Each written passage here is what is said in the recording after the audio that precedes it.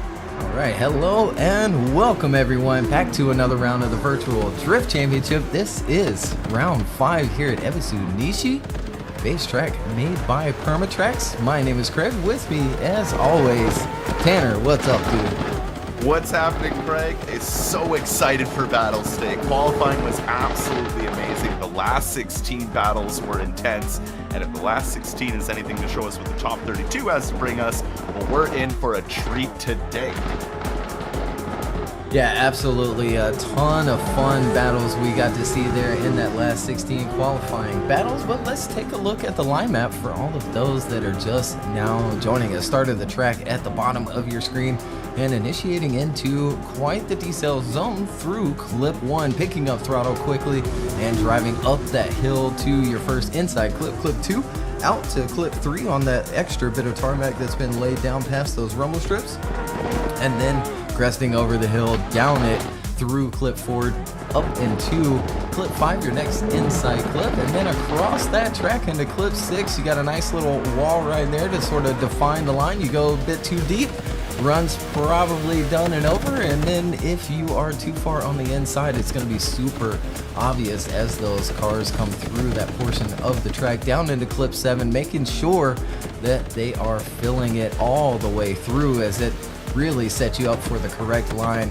through clip 8 up to clip 9, and then back down into clip 10, your next inside clip, and then clip 11 and out to clip 12. That's right, 12 clipping points on this track, but the overall length really isn't much different from Silverstone. If anything, it might even be quicker. Let's take a look at today's top 32 bracket. Sullivan qualifying first. He'll face off against Russell Jones, who qualified 44th and made his way through those last 16 qualifying battles, and now he's got a task ahead of him with Sullivan, your current points champion right now. Ernestas and Daniel will also face off against each other in our first group. Robert Kavinsky and Olivier Blias and Masashi Yoshida and Vitali will face off to round out our first group of top 32. So that top left-hand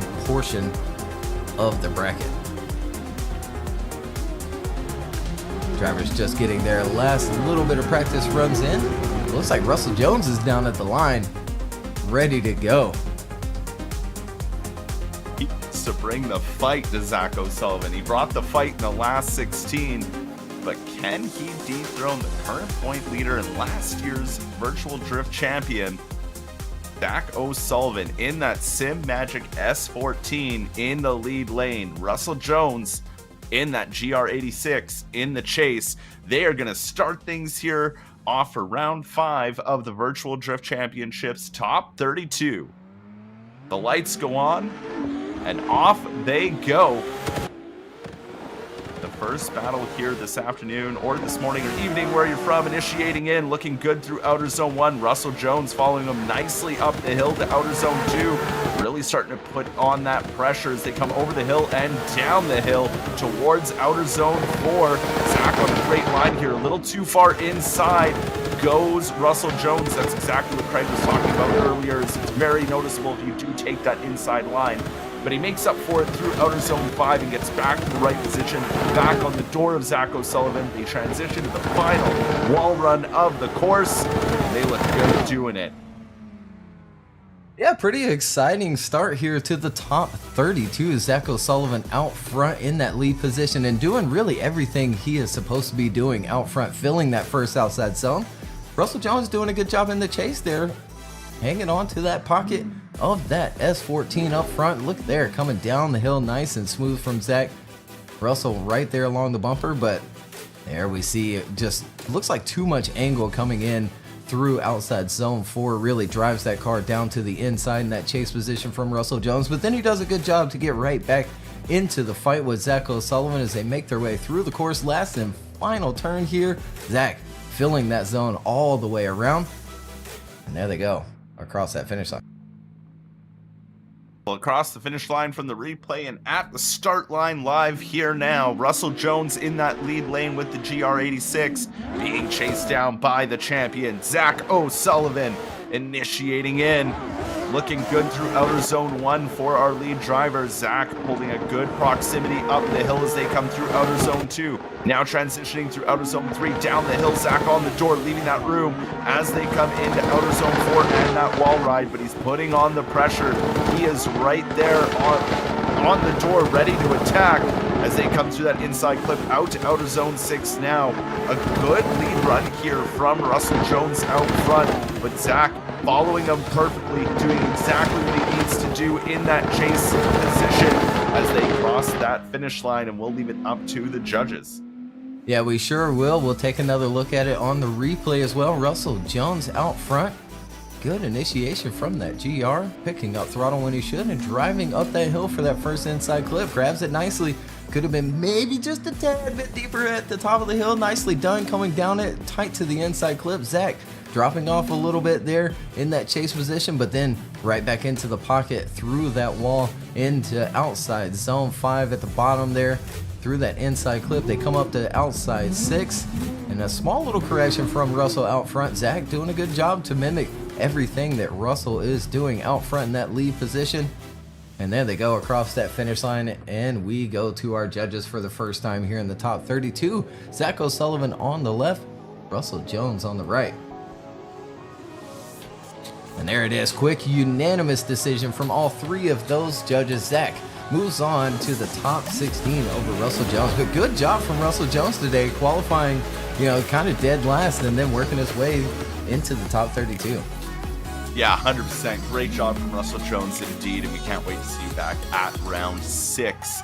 But now we have our next top 32 battle. Qualifying 16th, Ernestus Yakulevis in that S14, and beside him qualifying 17th, Daniel Mora in that E30. This is always a fun part of qualifying, the 16th versus 17th qualifier. Initiating in is Ernestus, looking good off that initiation, but Daniel Mora putting on that pressure, putting the wheel on the door as they come up the hill to outer zone 2. They make the transition. Daniel Mora leaving him no breathing room, but ooh, big lock up there, maybe even a straighten from Daniel as they came into outer zone 4, but he makes up for it, gets back on the door, back into that proximity. He's showing a lot of aggression here, trying to keep that door pocket onto Ernestus as they make their way through the latter half of the course into outer zone 8.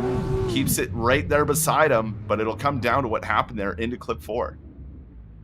Yeah, it made me stand up in my seat for a second there as we go back to the replay. Ernestus out front, initiating in, driving off outside zone 1 a little bit early, but stays on sort of the correct line, goes a little bit wide for the inside clip, grabs that next outside zone. Here he comes down the hill, doing nice Nicely done. And there, Daniel, yeah, it almost looks like he doesn't have the angle before he even makes the transition, and then just kind of rocket powers through it and never quite gets to the angle that he wants until way far on down the track. Ernestes continues on with a good lead line here. Daniel right back into the fight after his big correction, and there they go across the finish line.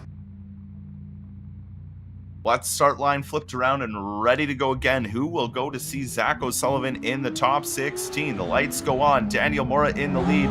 Ernestes ready to chase him down. They initiate in. Looking good off the initiation. Long handbrake pull there from Daniel Mora. But look at Ernestes right on the door of Daniel Mora up to outer zone 2. Now they come through outer zone 3 and down that hill. Ernestes putting on that pressure just like Daniel Mora did. But no mistake through outer zone 4. Ernestes sticking right to the door of the E30 of Daniel Mora as they come up to outer zone 6. A lock up there of the front wheel, and that gives Ernestes that chance to really try and almost door bang him there through outer zone 7. They make the transition now into outer zone 8. Daniel Mora drives off of it, doesn't fill outer zone 8, and that might hurt him in the judge's decision.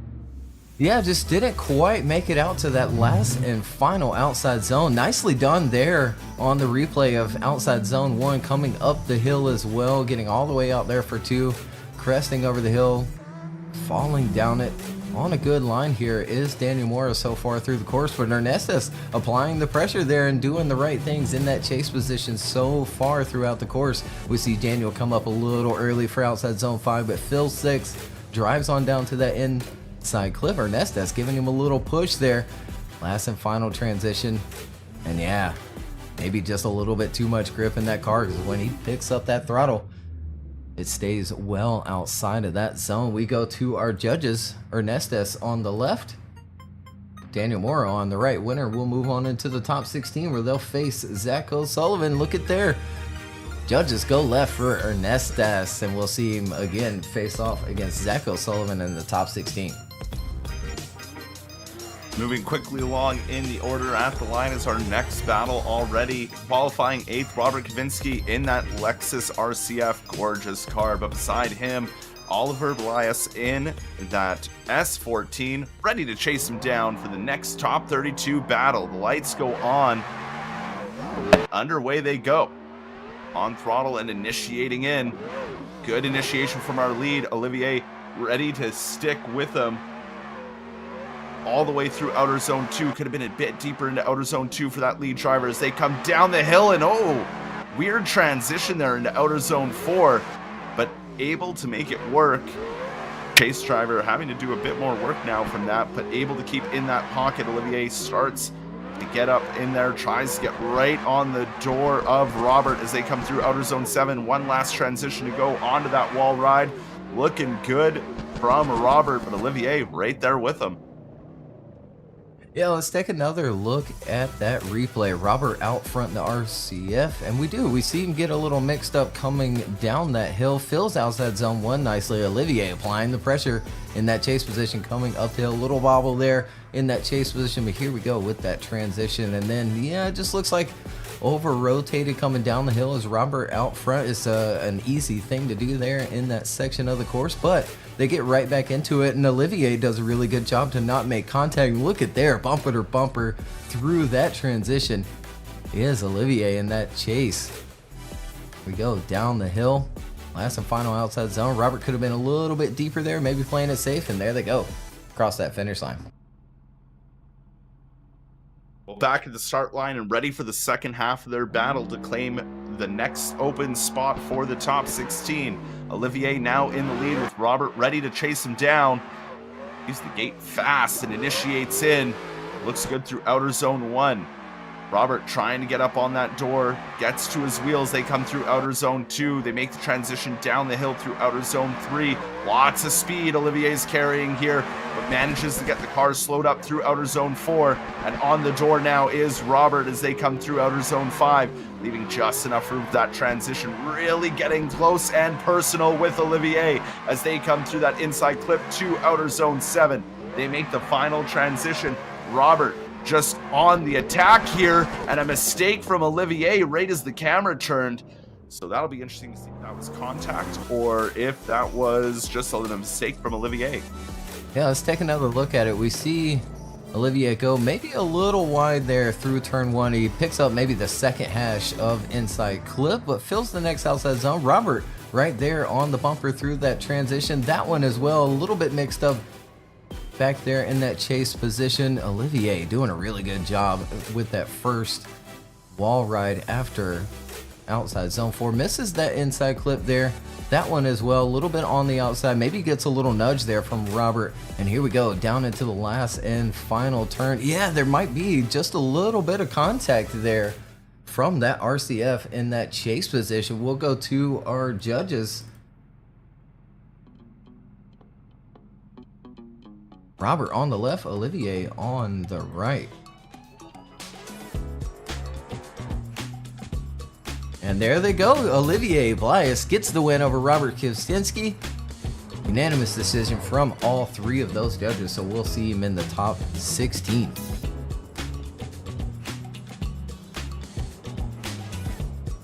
Well, good job there from Olivier as he moves on, but now to see who will face him in the top 16 as our next battle's at the line. Masashi Yoshida in that BMW wagon up against newcomer Vitali in that Toyota Supra, come to us from the DCGP series.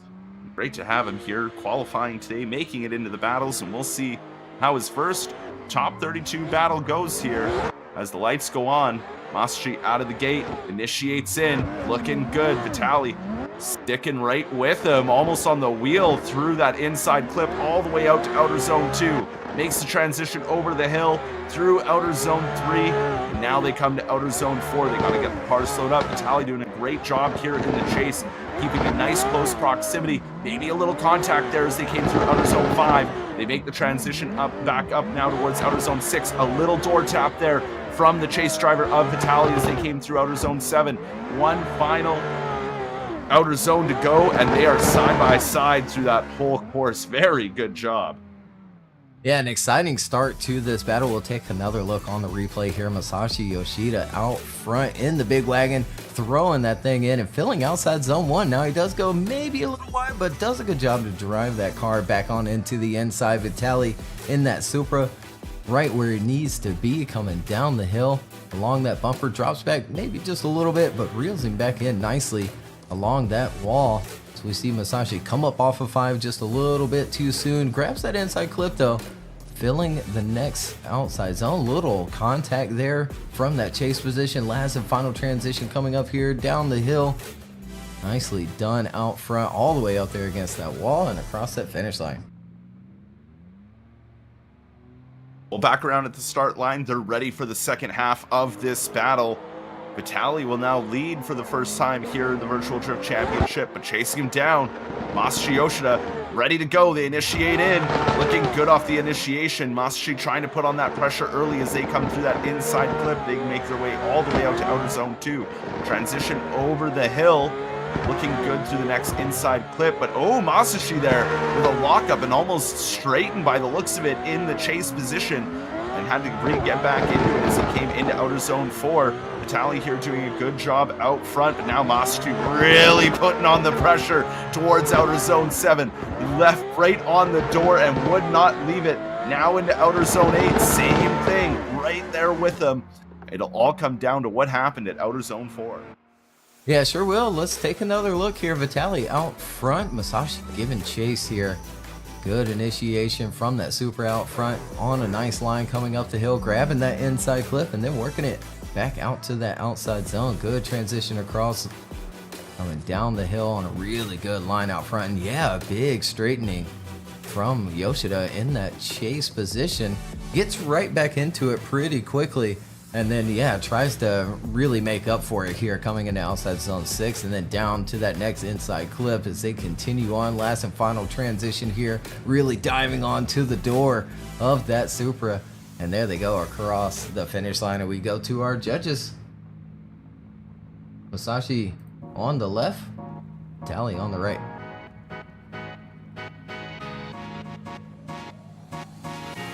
And there they go. Judges slide right for Vitali, and we'll see him in the top 16. So doing good here as first round of the Virtual Drift Championship. Yeah, great job indeed there from Vitali. You know, coming out of the DCGP series and coming to this round here, really showing out, showing why he deserves to be here, and that's great to see. I love seeing it. Yeah, absolutely. We'll pull up that bracket while the next group of drivers get a couple of practice runs in. And take your screenshots now if you need to and want to follow along. The link for the interactive bracket is quite limited, so we can't quite give it out until we sort that out. But until we do, yeah, take a screenshot of it now if you need to. Zacho, Sullivan, and Arnestes both move on. They'll battle each other in the top 16. Olivier and Vitali also move on and will battle each other in the top 16. But up next, Austin Zeleski and William Holloway, Danielis Parangauskas and Kawain Ebanks, Artem Chulkov and Daniel Andreev, Reeves Tatterson and Augusto Ferrera.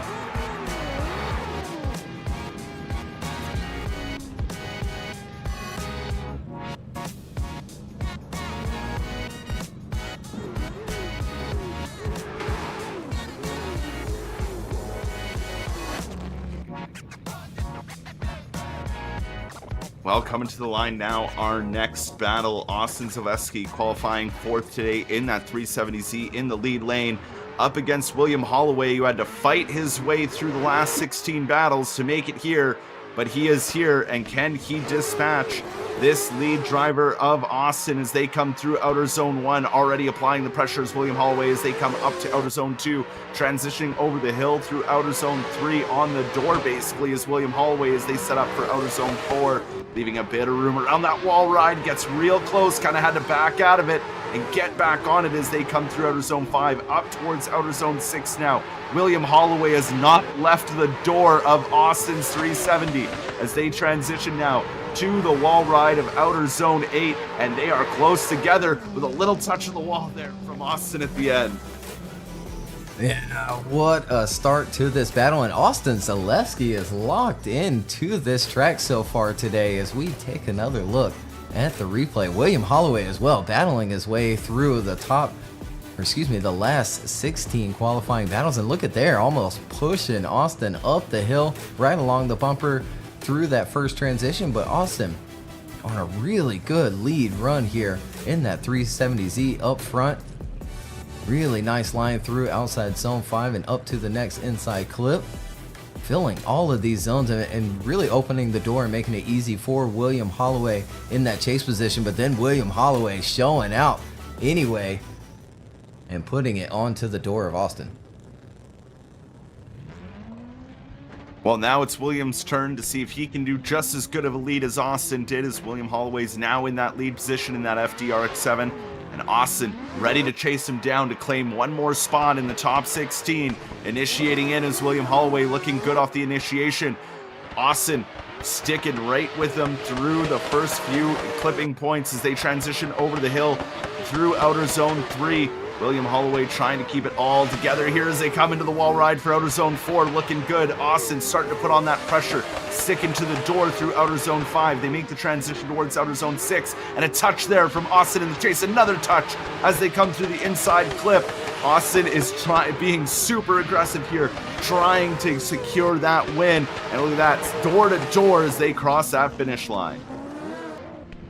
Oh my goodness gracious, let's take another look at it here. William out front, initiating in, good initiation, nice line coming up the hill, grabbing that inside clip on a really good lead line here, very similar to Austin Zeleski's. But does Austin apply a bit more pressure? I don't know, he falls back a little bit there, but then here, highlight through the course. Nicely done from William Holloway though in that lead position as well as they come up into outside 6. There we see a little contact, a little more contact as well, but William keeping it together, keeping things going.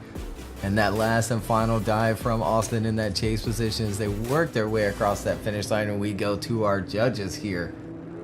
Austin Zeleski on the left, William Holloway on the right. Or will we see him possibly go one more time?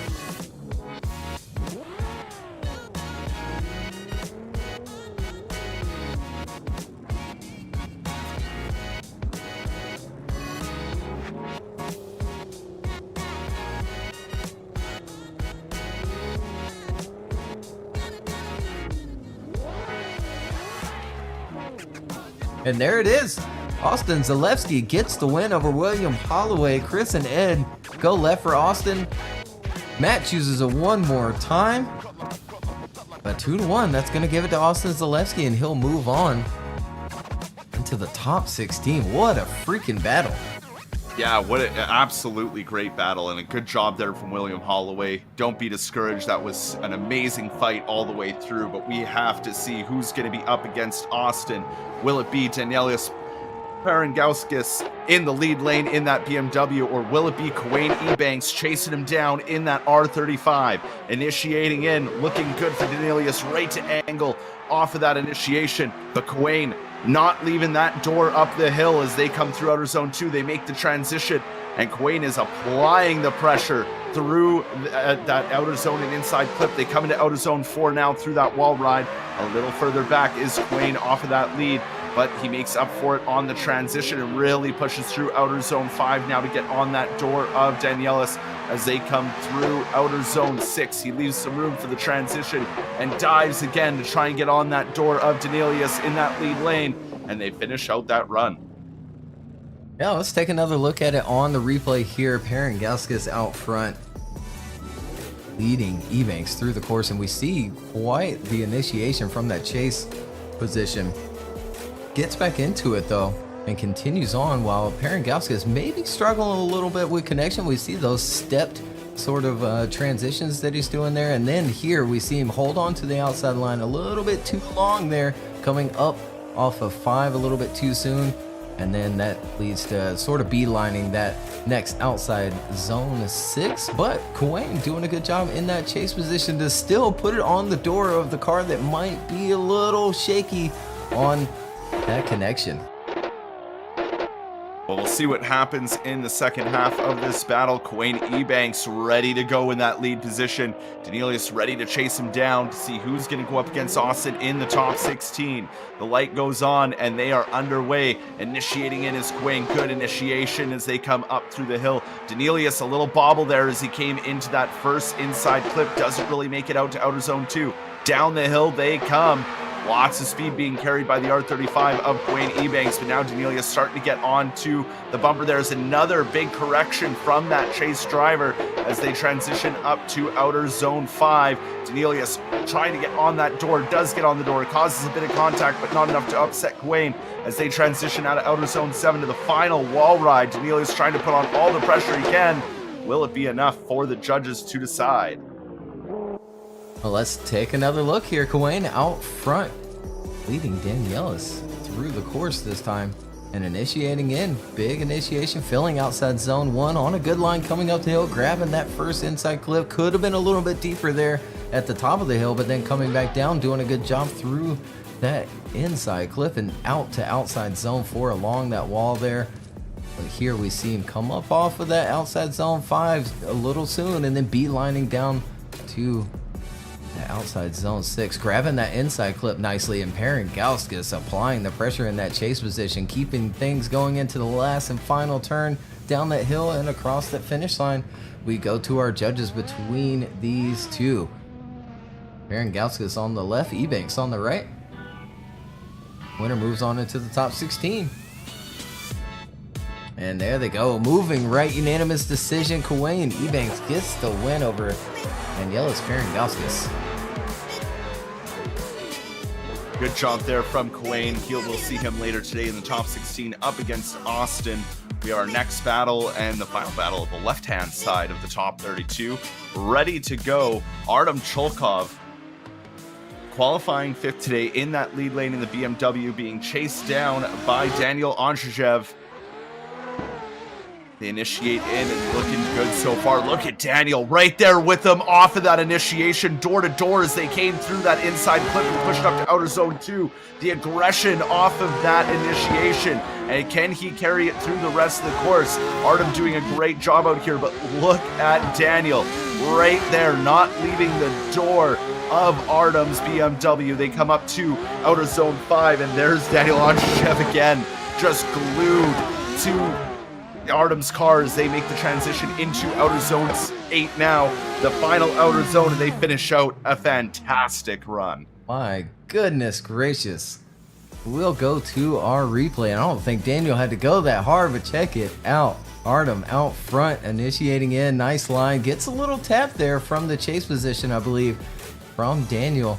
As they continue on, bumper to bumper through that transition.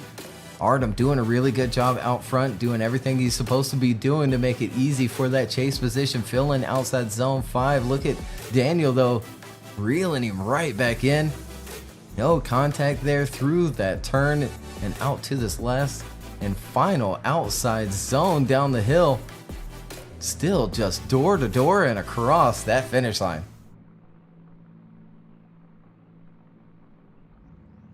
Well, back around at the start line, Daniel Andreev with that crazy aggressive chase run is now ready to lead it out with Artem Chulkov ready to chase him down. Can Artem bring the same type of aggression that Daniel did in that chase run? The light goes on and off they go. Artem already along the back bumper. They initiate in, and look at that. Artem's trying to apply that same pressure, and he does, up all the way through outer zone 2. Daniel transitions through outer zone 3. Artem sticking right with them as they come into outer zone 4, pouring on the aggression. Artem's just right there, just like Daniel was. Maybe losing a bit of ground there, but no, makes it right back up. Still glued to the door of Daniel's car as they come through outer zone 7. What a battle between these two. Absolutely showing it out here, bringing all the aggression and doing it nice and clean nonetheless. Oh my. And this is just the top 32. Let's take another look at it on the replay here. Daniel out front this time, being chased down by Artem, and being chased down indeed. Nicely done through the inside clip, up at the top of the hill as well. Good transition across. Artem still right there in that chase position, dropping back just a little bit, but then really applying the pressure there in outside zone 4 and through that wall run. Nicely done for outside zone 5 as well. Look at the dive here from Artem in that chase position, almost making contact and then falling back into that pocket where he should be there as they make their last and final transition of the course down the hill across that finish line. We go to our judges here. A tough one to call for them indeed, or will we see them go one more time? Artem on the left, Daniel on the right.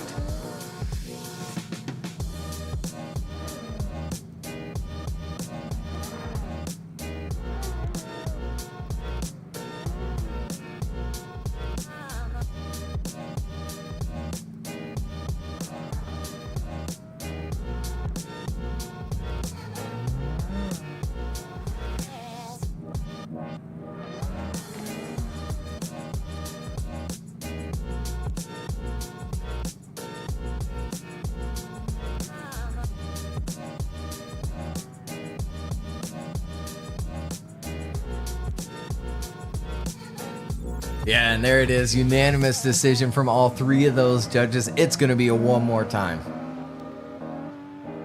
I'm not mad at that. That was such a great battle between both of them. Very little mistakes between the two. I'm excited to watch these two go all over again. We'll see if Daniel can bring that same aggression. Absolutely, and this is the number 5th qualifier versus the number 28th qualifier.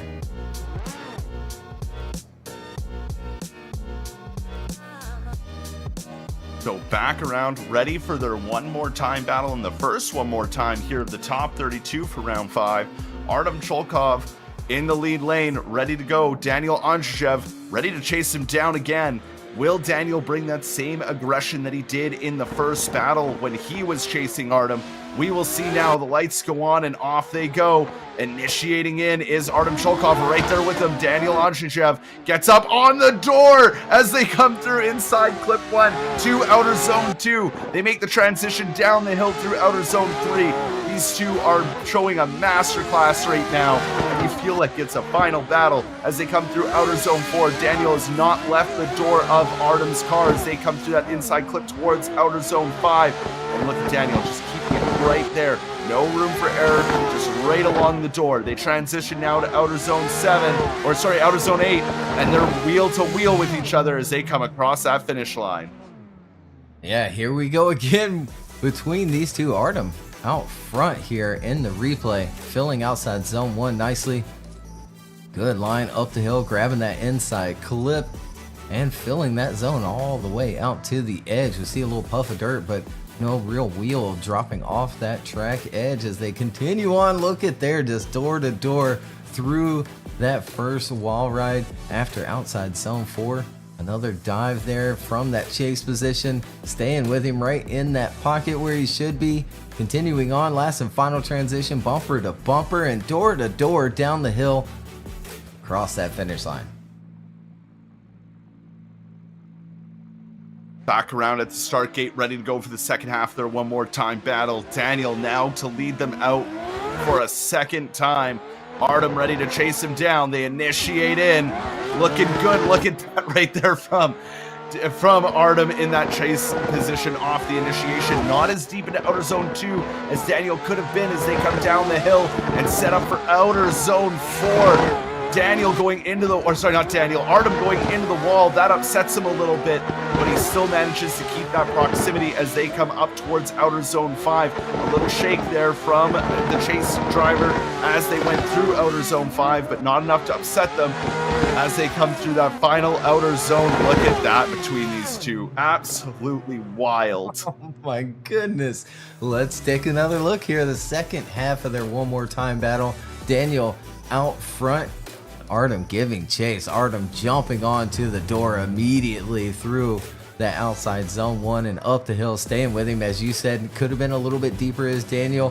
Here they come down the hill, door to door, bumper to bumper. Look at the dive there from Artem, but there we see Artem go just a little bit too deep in that chase position, upsetting him, pulling some angle out. That might be the decider here as they work their way into outside zone 6, down to the next inside clip. Last and final turn coming up here, almost over rotating as Artem in that chase position, but keeps things going. And there they go, finishing out their run. We'll go to our judges here between these two once again. Artem on the left, Daniel Andreev on the right.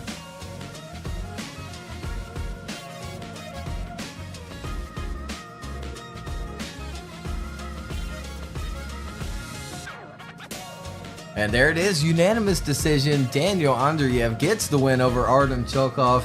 Man, what a battle between these two in the top 32.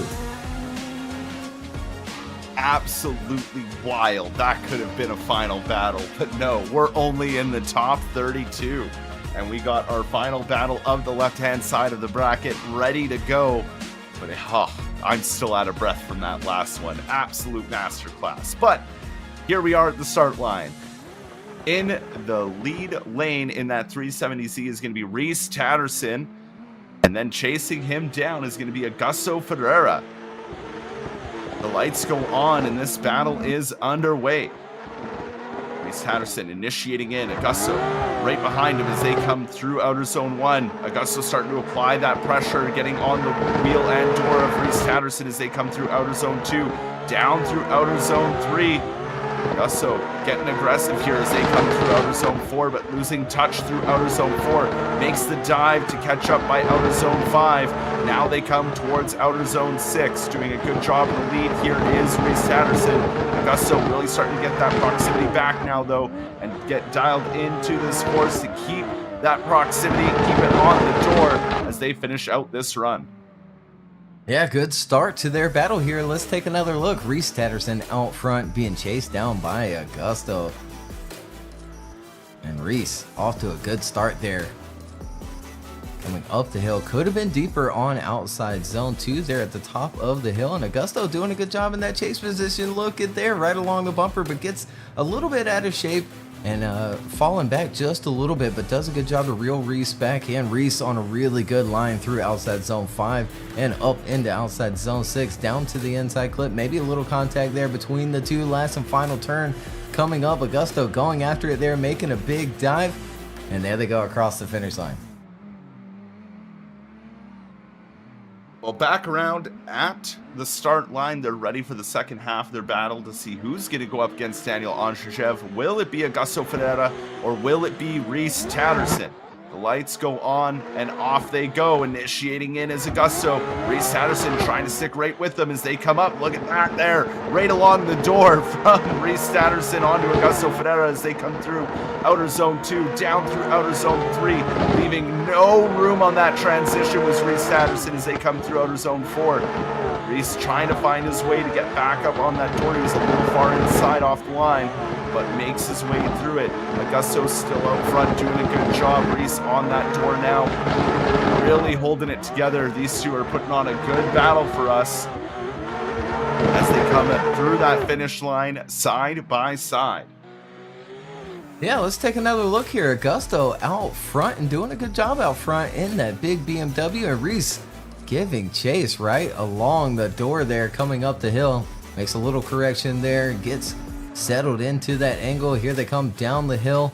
Augusto on a really good line here as he makes that transition across. Big angle through outside zone 4 and continuing on with it as we see Reese get a little bit out of shape, but down onto the inside just a little bit further, but continuing on here and applying the pressure in that chase position as they work their way through their next outside zone and down the hill once more here. Last and final turn. And there they go across that finish line. We'll go to our judges here. Reese Tatterson on the left, Augusto on the right.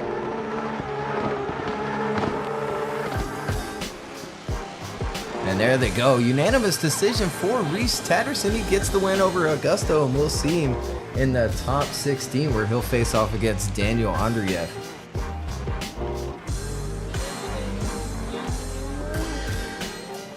There's another look at the bracket with the left-hand side of the bracket done and over with. Sullivan moves on. He'll face off against Ernestes, Olivier, and Vitali. Austin and Kuwait, Daniel Andreev, and Reese Tatterson all move on into the top 16. But up next, the top right-hand side of the bracket, Brandon Patrick and Cameron Mustard, Dijon Reeves, and Dimitri Mitten. Ethan Pikachu and Ethan Minima, battle of the Ethans there, Victor Leras and Oliver Epinger.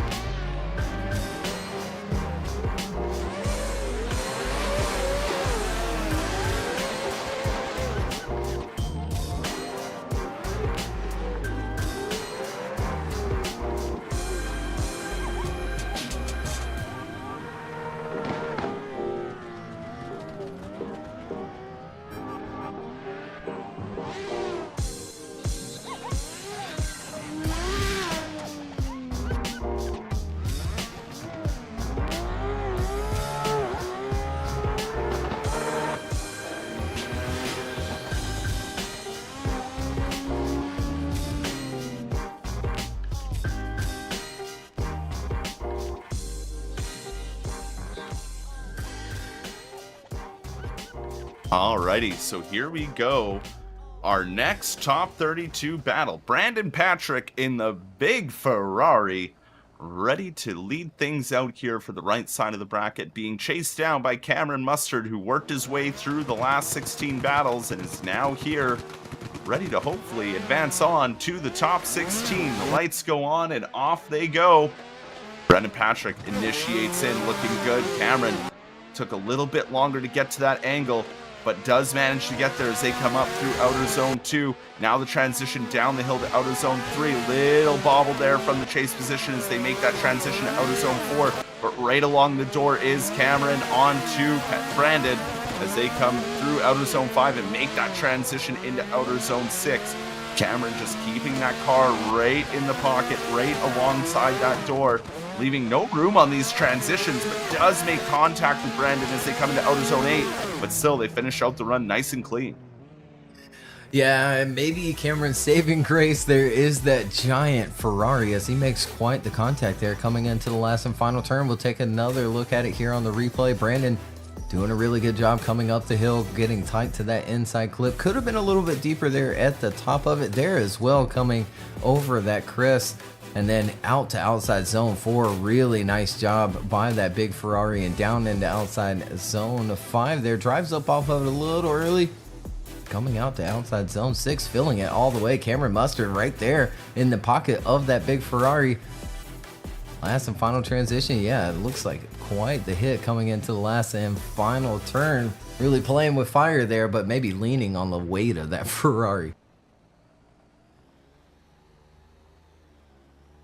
Now back around at the start line, ready to duke it out once more. Cameron Mustard in that lead lane being chased down now by Brandon Patrick. The light goes on and off they go. Initiating in. Good initiation there from Cameron. Really filling the zone was Brandon Patrick as he's already on the door through that inside clip through outer zone 2. Ooh, almost not leaving enough room for the transition was Brandon Patrick. That might push Cameron offline just a little bit, but it doesn't. He manages to hold on as they come through outer zone 4. Brandon having to get back up onto the door of Cameron Mustard as they come through outer zone 5. Cameron able to keep ahead just a little bit, but not filling all of outer zone 7 as they come through to outer zone 8. Now Brandon really putting the pressure on as they finish out this run. Now let's go back to the replay here with Cameron out front. Brandon chasing him down. Good initiation from Cameron and line up the hill. Goes a little bit wide though and missing inside clip. Could have been a little deeper at 2 as well, but there, yeah, maybe not enough room left on that transition there coming up over the crest. It's a tough one to see there. We'll let the judges handle that one as they continue on with the course here. Brandon reeling him back in as they work their way through that next inside clip. And then Cameron coming up really short of that outside zone and working down the hill now. Last and final one, and they finish out their run. We go to our judges. Brandon Patrick on the left, Cameron Mustard on the right.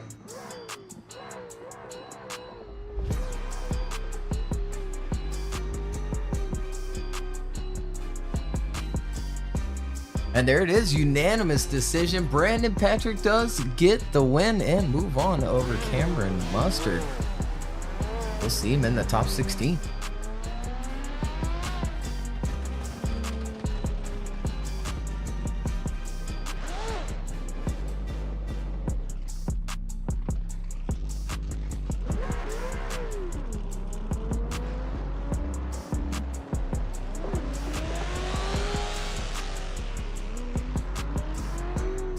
Good job indeed there from Brandon Patrick. Gets that win, moves on to the top 16. And now who will meet him in the top 16? It'll be between these two drivers here. Dijon Reeves in the Corvette up against Dimitri Mitten in that BMW. Or is that an Audi? I can't tell from this angle. It's a Beamer. It is a Beamer, okay. The newer ones get me all the time, you know. Here we go. The Corvette in the lead, BMW giving chase, John Reeves, Dimitri Mitten. Light goes on, off they go, initiating in. Looking good off the initiation. Dimitri Mitten right there with the Dijon as they come through outer zone 2. Not filling all of outer zone 2 was the lead as they come over the hill through outer zone 3. Now transitioning into outer zone 4. Looking good for the lead, but the pressure from Dimitri in that chase lane is doing really good, but oh, doesn't leave enough room for the transition and straightens out and shuts down the run. Luckily enough, it didn't upset Dijon too bad. Is able to continue out and finish out his run. Yeah, let's take another look at it here. Dijon out front, Dimitri Mitten giving chase, initiating in. And then apexing that turn a little bit too soon is Dijon. Coming up a little short of outside zone 2 as well. Filling 3 though, and here they come down the hill. Good transition across in that Corvette. Nicely done all the way out there to that wall and then down to outside zone 5. And here, yep, just not quite enough room. It didn't look like Dimitri was very deep in outside zone 5 as well. A little bit further on the inside and track left. There they go across that finish line. Well, here we go for the second half of the battle. Dimitri Mitten now slots into that lead lane. Dijon Reeves now chasing him down. The light goes on. The second half of this battle's underway. Initiating in is Dimitri Mitten, looking good off the initiation. Dijon right there with them as they come up through outer zone 2, making the transition over the hill. Still looking good. Both drivers just on the chase driver on the attack, trying to get as close to Dimitri as possible as Dijon. Dimitri doing a good job out front here so far as they come into outer zone 5. Maybe dropping a bit of tire there was Dimitri Mitten, but they make up for it. They come through outer zone 7, making that final transition to outer zone 8. Dijon right there with them. I think it's going to come down to that straighten in the first run. Yeah, I think so in that contact. We'll take another look here at the second half of the run, though. Dimitri out front initiating in, and a good initiation from him. Indeed, filling outside zone 1, grabbing that inside clip, working all the way up to the top. Here they come back down the hill through that inside clip. Dijon applying the pressure in that chase position. Continuing on through outside zone 5. Here they come up for that inside clip, and Dijon falling back quite a bit, but then reeling him right back in through that portion of the course. And here they come, the last and final turn down the hill here along that wall. Could have been a little deeper there, and there they go, finishing it out. And we go to our judges. Dijon on the left, Dimitri on the right.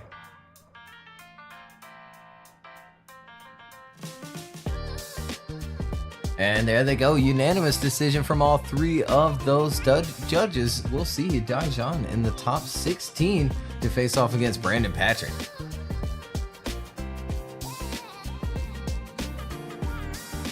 Well, great job there from Dijon Reeves, getting that win over Dimitri Mitten. Moves on into the top 16. Now to fill another slot, Ethan Pikachu up against Ethan Minima. Ethan Pikachu in that all-new Z. Ethan Minima in the S15. Initiating in, looking good for Mr. Pikachu off that initiation. Minima sticking right there with them through the first few clipping points down the hill. Showing the aggression in that chase, leaving almost no room for that transition into outer zone 4. Ethan Minima really applying the pressure. But Ethan out front in the Z, looking good in that lead lane. The battle of the Ethans, there can only be one that moves on. Oh, and not leaving enough room for the transition was Ethan Minima, giving the back bumper a little tap there for Ethan Pikachu near the end. Yeah, good battle between these two. Nice Ethan on Ethan action here as we take another look at the replay here in the top 32. Pikachu entering in, filling all of outside zone 1 on a really good line coming up the hill as well. Could have maybe been tighter to the inside clip, but fills outside zone 2. Here they come down the hill. Minima applying the pressure. Look at there along the bumper through that transition across the course there. Nicely done for outside zone 5 is Pikachu out front, drawing a nice line to follow here for Minima. Here comes that last and final transition. Yeah, maybe a little bit of contact there through it, and maybe a little bit of contact there through that last and final outside zone. We'll see what happens in the second half of this battle. Ethan Minima now in the lead lane. Ethan Pikachu ready to chase him down. The lights go on in the second half of this battle's underway. Down the straight they come and initiating in.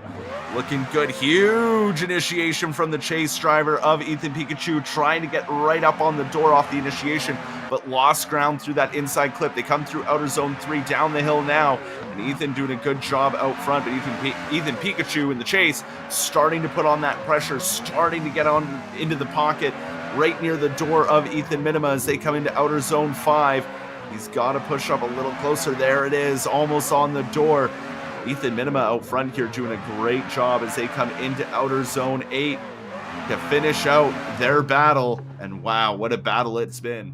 Yeah, another crazy top 32 battle, this time between the two Ethans. Minima entering in and filling all of outside zone 1. And we see Pikachu fall back quite a bit there in that chase position through turn 1. He's right back into the fight as they come down the hill right along that bumper. Tucks in a little bit on the inside is Pikachu in that chase position. Minima on a good lead line out front. Nice and outside, works out to outside zone 6, fills it nicely, drives right on back down to that inside clip, filling that next zone, and they're bumper to bumper again through the transition. Pikachu a little bit again out in front, but they finish out their runs, and we go to our judges. Pikachu on the left, Minima on the right. Winner will move on into that top 16 slot.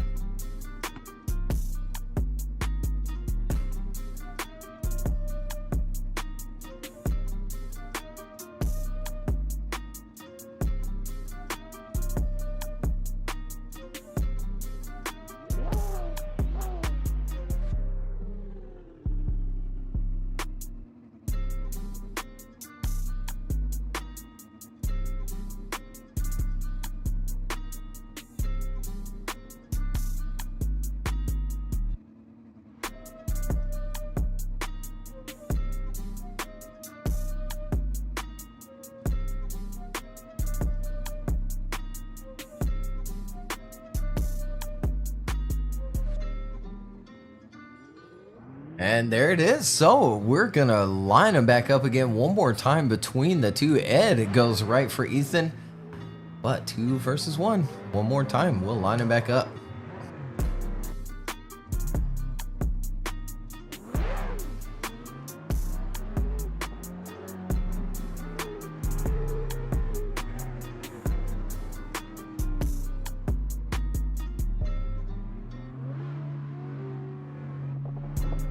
Another one more time battle here in the top 32. Ethan Pikachu will now slot back into that lead lane. Ethan Minima ready to chase him down again. Maybe decide a clear victor here in this battle and who will claim the next spot in the top 16.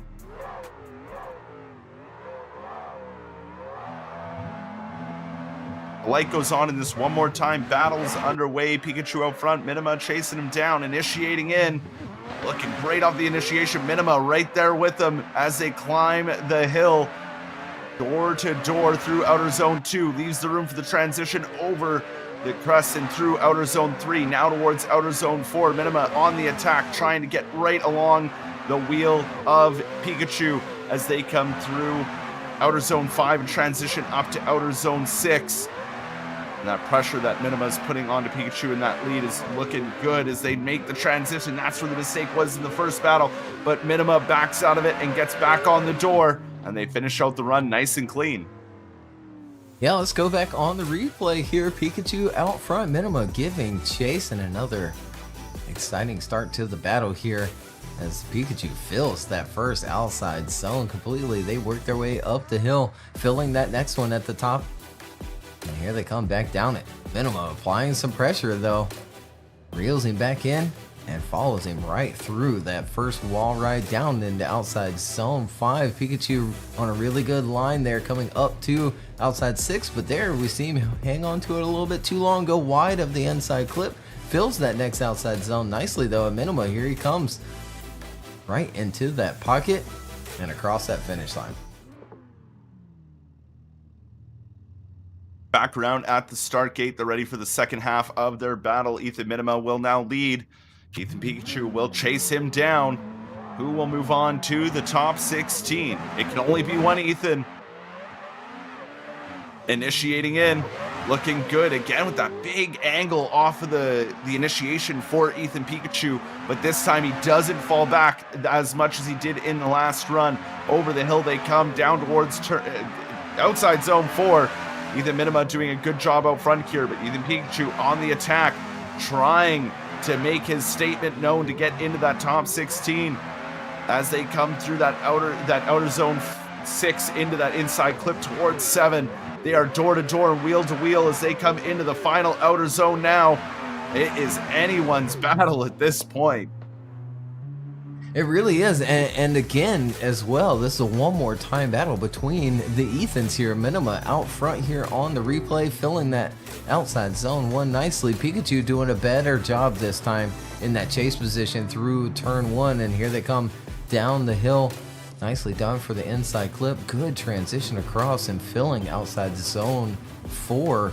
Pikachu right there with him.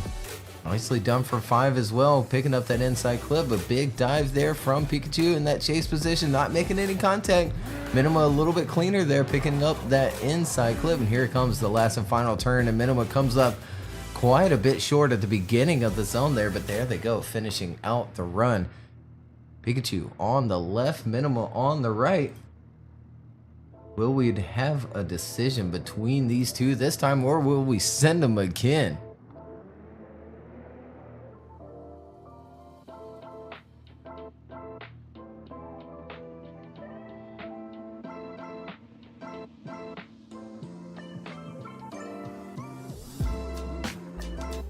Looks like we have a decision here. And we do. Unanimous decision. Ethan Pikachu gets the win over Ethan Minima. And we'll see him in the top 16.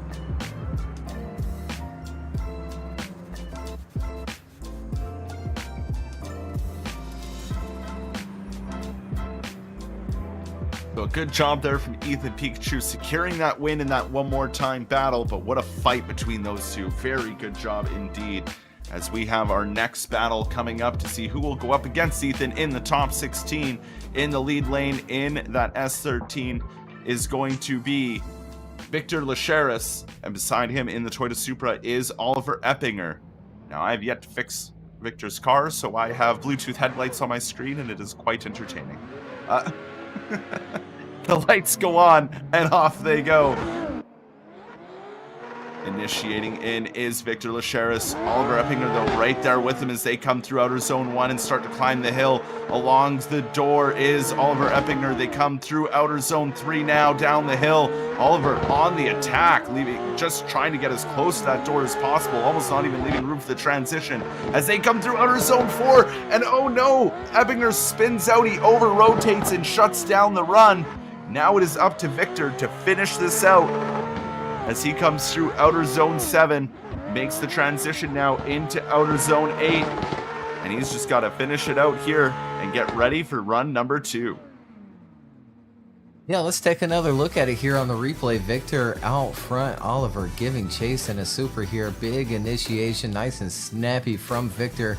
Does apex the turn maybe a little bit too soon there, but doesn't really seem to affect Oliver all that much at all as he follows him right on through it. A little shimmy shake there in that chase position, and then really reeling him in there, and yep, maybe just a little bit too much left foot brake there.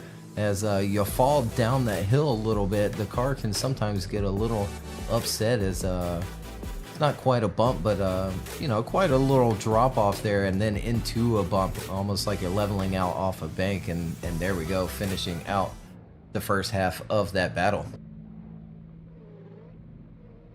Well, here we go for the second half. Oliver Epinger now in the lead lane, ready to be chased down by Victor Leras.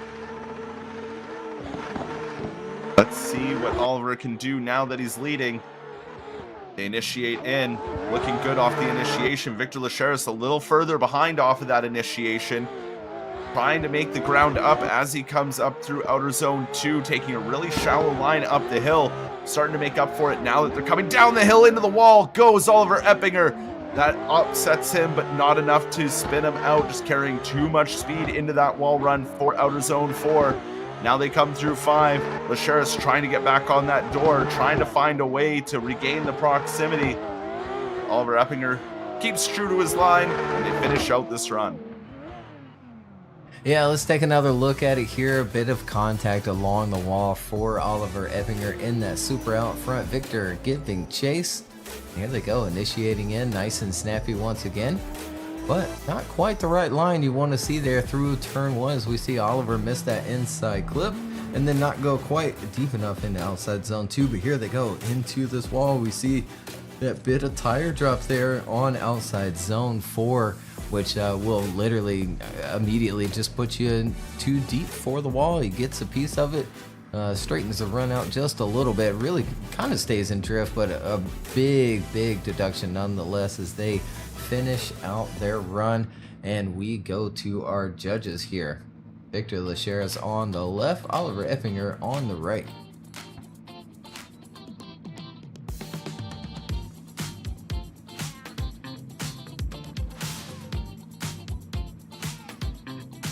And there it is, unanimous decision. Victor Leras gets the win over Oliver Epinger and moves on into the top 16, where he'll face off against Ethan Pikachu.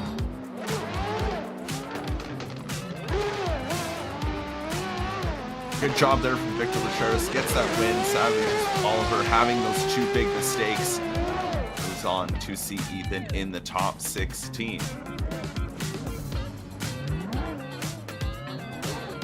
Our other drivers are just loading into the server. They'll get a couple practice runs.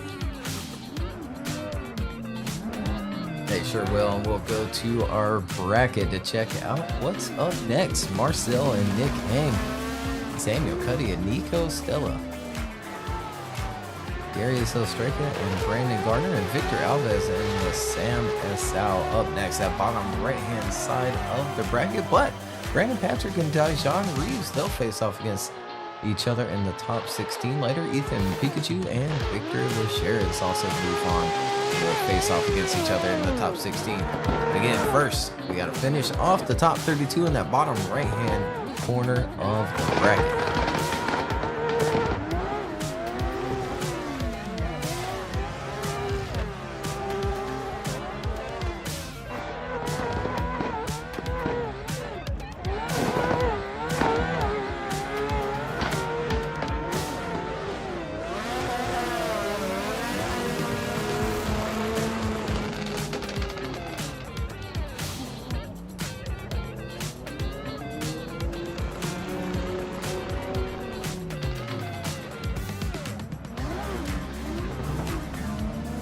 Our drivers pulling up to the line now.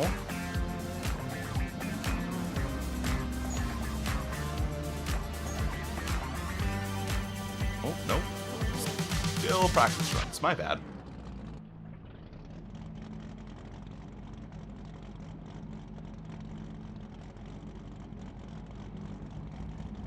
I think Marcel got in a little late, so he's getting just a quick lap in. And we'll line him back up. And it'll be Marcel and Nick Hang. Marcel qualifying third today. First VDC round ever for him. And yeah, qualifying third.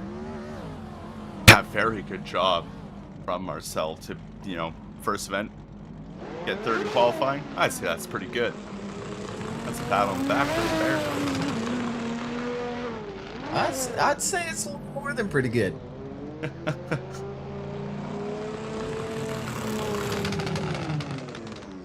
Well, here we go. Now at the line. New to us, Marcel Studinsky, ready to go for his first lead run here at the VDC. Being chased down by Nick Hang, who worked his way through those last 16 battles and is now here, initiating in, looking good off the initiation for the lead of Marcel. Nick Hang right there with them, though, as they come through outer zone 2. Transitioning up to outer zone 3, and down the hill they come, making that transition to outer zone 4. A surge there from Nick Hang, and he holds it together through outer zone 4 and the wall ride to get up onto the door of Marcel Studinsky, almost leaving no room for that transition. Little touch there from the wheel onto Marcel's car as they come into outer zone 7. Absolutely wild for Nick Hang in that chase position here, but Marcel in that lead lane doing a very good job. Yeah, let's take another look at it here. Marcel out front, Nick Hang giving chase, and a big initiation filling that zone. I'm not sure what came out of Marcel's car there at the beginning of the lap, but he picks up that inside clip and the outside zone. Nicely done coming down the hill as well. But look at Nick Hang right there in that chase position, applying some pressure coming into outside zone 4. Backs off a little bit of it coming into the wall though. And then Marcel filling outside zone 5, grabbing that inside clip, driving out to outside zone 6, and then struggling just a little bit to get that car to drive down into that next inside clip. And there they go, last and final outside zone along that wall and across the finish line. Now back around at the start line, they are flipped around and ready for the second half of their battle. Nick Hang now in the lead, Marcel Studinsky ready to chase him down. Nick Hang initiates in, looks good off the initiation. Marcel a little further back off that initiation, trying to get up onto the doors. They come through outer zone 2. They transition over the crest and through outer zone 3. Now Marcel's maybe trying to start applying that pressure and get into that pocket. Nick Hang boots the wall just a little bit as he leaves outer zone forward and comes through 5. Now up towards outer zone 6. A big bobble there from the chase as he tries to stick with Nick Hang through his chase run. Nick Hang doing a good job up there and everything you need, but did Marcel put enough pressure to hang that run? Yeah, I'm not sure. Let's take another look here. Nick Hang out front. Good, smooth initiation, filling all of outside zone 1, and then makes a good line up the hill, grabbing that inside clip, going all the way out there for outside zone 2. Makes a good transition coming down the hill as well. A little bit of gap established, and then right along the bumper through the transition, and Marcel falling back a little bit as well. Now, Nick, he does tap the wall there, but really doesn't seem to affect the line at all from him as they continue on, and then, yeah, big bobble there from Marcel in that chase position. Nick maybe not on the ideal line coming into 6, but it really didn't look like he parked the car all that much at all. But you know, we'll leave it to those judges as we go to him. Marcel on the left, Nick Hang on the right.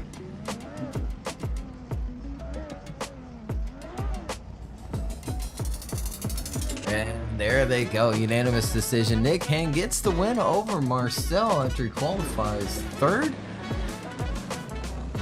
Nick Hang working his way through the last 16 battles and then winning his top 32 battle.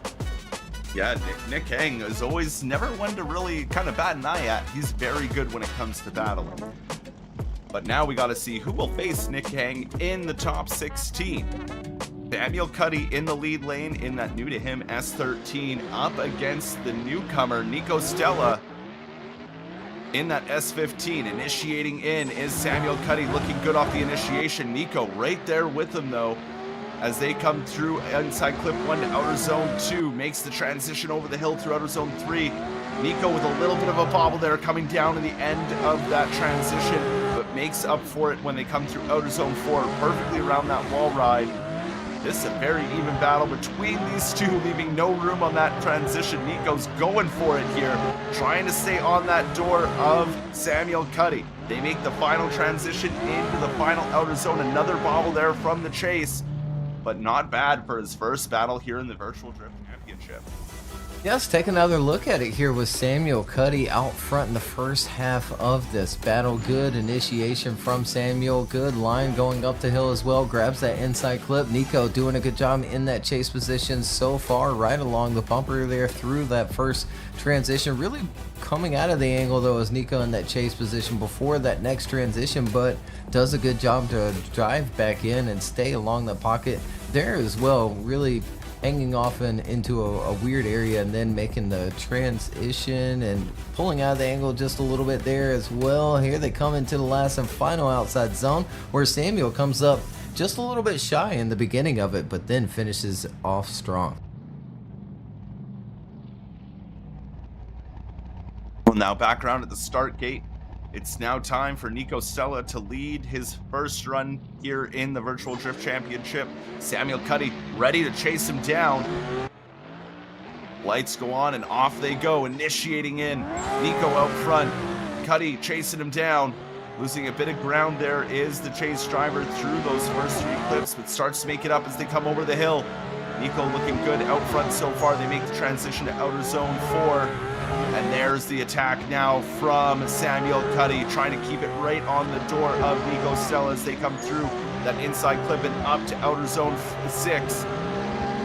Just surging from Samuel Cudy in that chase, not really able to just hang it on the door. He's just kind of pushing back off, but they finish out door to door. Yeah, I kind of wonder how much of that is from Nico's use of the left foot brake throughout this lead run as we take another look here. Really nicely done with outside zone 1. It gives a little bit of gap in between him and Samuel as they come up over the hill, cresting over, and there we see a little bit of left foot brake again through the inside clip, through that transition as well, and then the whole entire way through outside zone 4 and that wall. A little bit there as well as they come up through outside 5 and there into 6, still on it. Using it again just a little bit there. I didn't think was really much of an issue at all. And then just burying it into the last and final turn across that finish line. We go to our judges. Samuel on the left, Nico on the right, or will we line them back up? Pretty even battle between those two. Really scrappy. And I think evenly matched.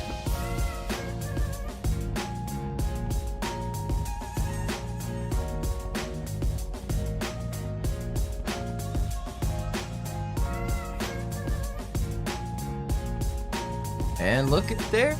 Split decision, Nico gets the win. Chris and Ed go right for Nico. Matt goes left for Samuel, but Nico, 2 versus 1, moves on into the top 16. First event ever here in the Virtual Drift Championship. He'll be up against Nick Hang, so he'll have a great top 16 battle coming his way very shortly. As we have our next battle coming to the line now. Darius Strika in the BMW in the lead lane, being chased down by Brandon Gardner in that NOS Energy Drink Z.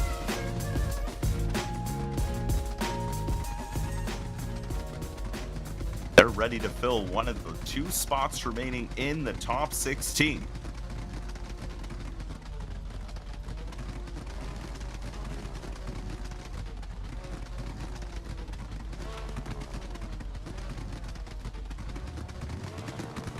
Lights go on, and this top 32 battle is underway.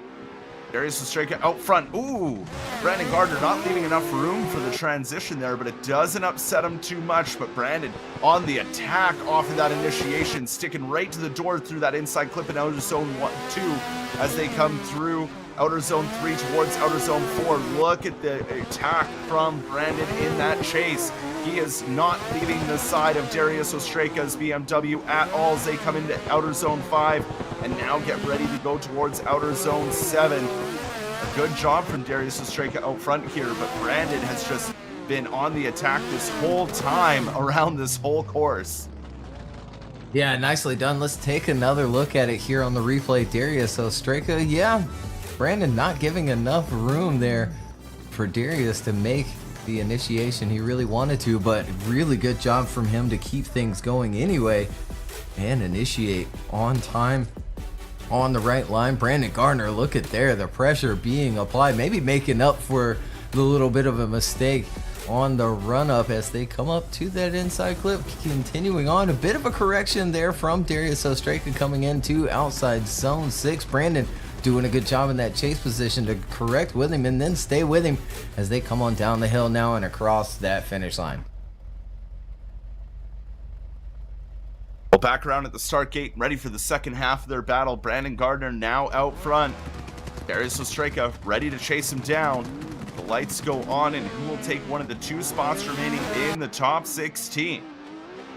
Initiating in is Brandon Gardner, right with him. Darius Strika quickly tries to get into that pocket, maybe not as close as Brandon was on his chase run, but still making it look good as they come over the hill down through outer zone 3, transitioning now to outer zone 4, riding that wall all the way around, almost pulling away a little bit from Darius there through outer zone 4. Now they make the transition up to outer zone 5. Darius just keeping a nice proximity, not crazy close, but not too far away. He's just right there where he needs to be as they make the transition into outer zone 8, and they finish out the second half of this battle. And finish that battle strong indeed. Brandon Gardner out front here on this replay. Darius giving chase, good initiation by both of them. Good line coming up the hill, grabbing that inside clip is Brandon Gardner, and then filling the next outside zone.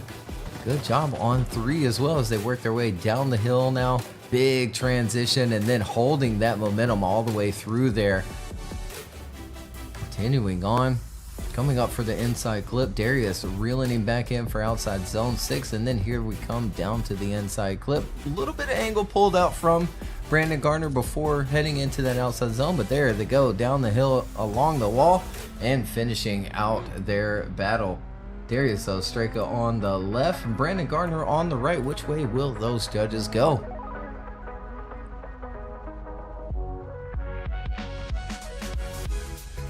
And there they go. Brandon sort of gets away with one there with that contact before the run even started, but then Darius makes a good adjustment there to initiate anyway, keep the run going, and then Brandon comes away with the win.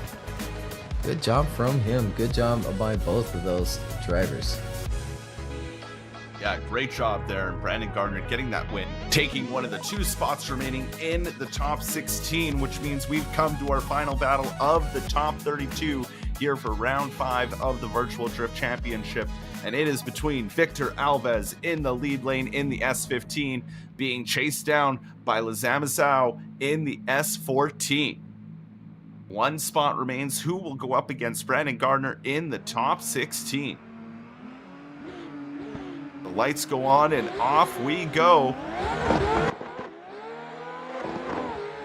Initiating in is Victor Alves, looking great off of that initiation. Goes really wide though. Can he drive it back down? Not really. Grabs that third hash on that inside clip. That gives Lazam a chance to really catch up to that proximity that he lost off of the initiation as they come through outer zone 4 in the wall right now. Now Lazam is starting to put on the pressure and starting to get on the attack here onto Victor Alves. They come through outer zone 5, tries to make a dive, tries to get closer to that door as they come through outer zone 7. Now making that final transition to the final wall ride. Lazam right there on the quarter or on the fender as they cross the finish line. Yeah, good start to this battle here between these two. Victor out front here on the replay. Lazam giving chase. Here they go, initiating in, filling all of that outside zone, but then going really wide is Victor Alves out front. He does fill the zone at the top of the hill, and then the next one coming back down, and it is now on the correct line that he should be. Comes up a little bit short there of outside zone 4, but buries it into that wall as they continue on filling outside zone 5. And then coming up maybe a little late there, but filling the zone. Lazam now applying a pressure. Could have a little bit more angle in that chase position there. Victor coming up a little bit shallow on that last and final zone, but then working it out to the outside, and we'll line them up for the second half of their battle.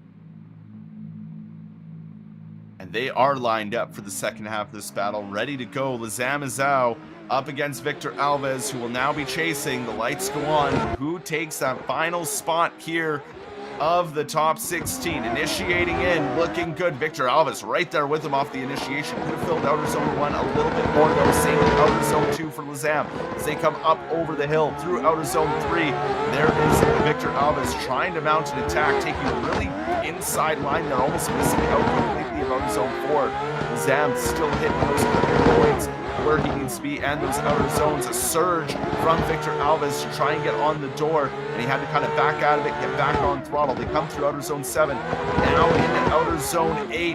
They stick right with each other, and this is going to be a tough one for the judges. Yeah, let's take another look at it here with Lazam out front. Victor giving chase. Lazam initiating in, doesn't quite fill outside zone, and then Apex is the first turn a little bit too soon, cutting off that chase, and then not filling outside zone 2. Fills 3 though as they work their way down the hill now. Big transition across, filling outside zone 4. Nicely done for the wall run. Victor in that chase position has to make a big adjustment there. So we see him fall into angle before outside zone 5, and they're working their way through the course now. Victor falling back, last and final transition here, coming up a little short as Lazam works it out to the outside, and there they go across that finish line. Victor Alves on the left, Lazam on the right. Winner moves on into the top 16 to face Brandon Gardner, our last and final battle here in the top 32.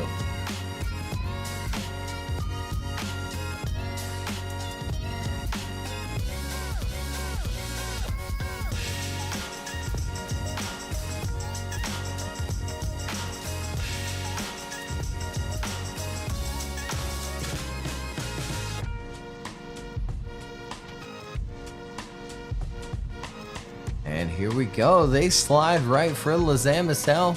He'll move on into the top 16 to face Brandon Gardner. And that's going to do it for our top 32 before we move on into the top 16. So, Zacho, Sullivan, and Ernestas move on. Olivier and Vitali. Austin, Zeleski, and Kawain Ebanks. Daniel Andreev and Reese Tatterson. Brandon Patrick and Daishan Reeves. Ethan Pikachu and Victor Lecheris, Nick Hang and Nikos Stella, Brandon Garner, and Lazam Isao, all moving on into the top 16. A fantastic battle so far here in today's main event, round 5 at Ebisu Nishi. We'll take a very short break, have a word from our sponsors, and we'll be right back with the top 16.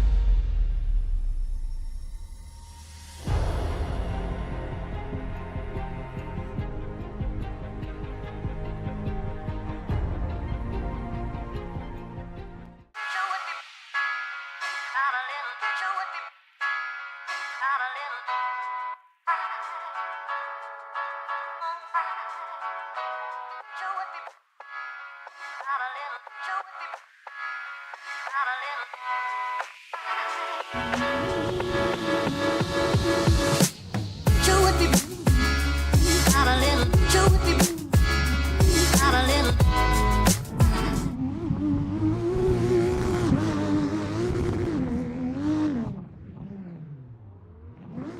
welcome back everyone to another round of the Virtual Drift Championship. We are now into today's top 16 of the main event.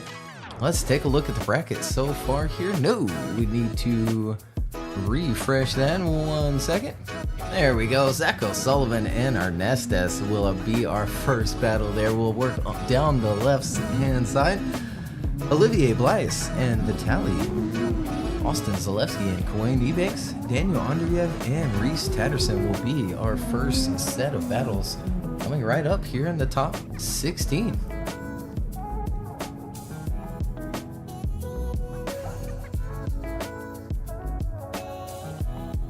Here we go with our first set of the top 16 battles. Zacho Sullivan, last year's VDC champion, current point leader out front, being chased down by Ernestes Yules as they initiate in, coming through outer zone 1, looking good. There's that aggression that we see from Ernestes all the time as they come through outer zone 1 or outer zone 2, down the hill through outer zone 3. Zach here on a good line, but Ernestes trying to just stick beside that S14.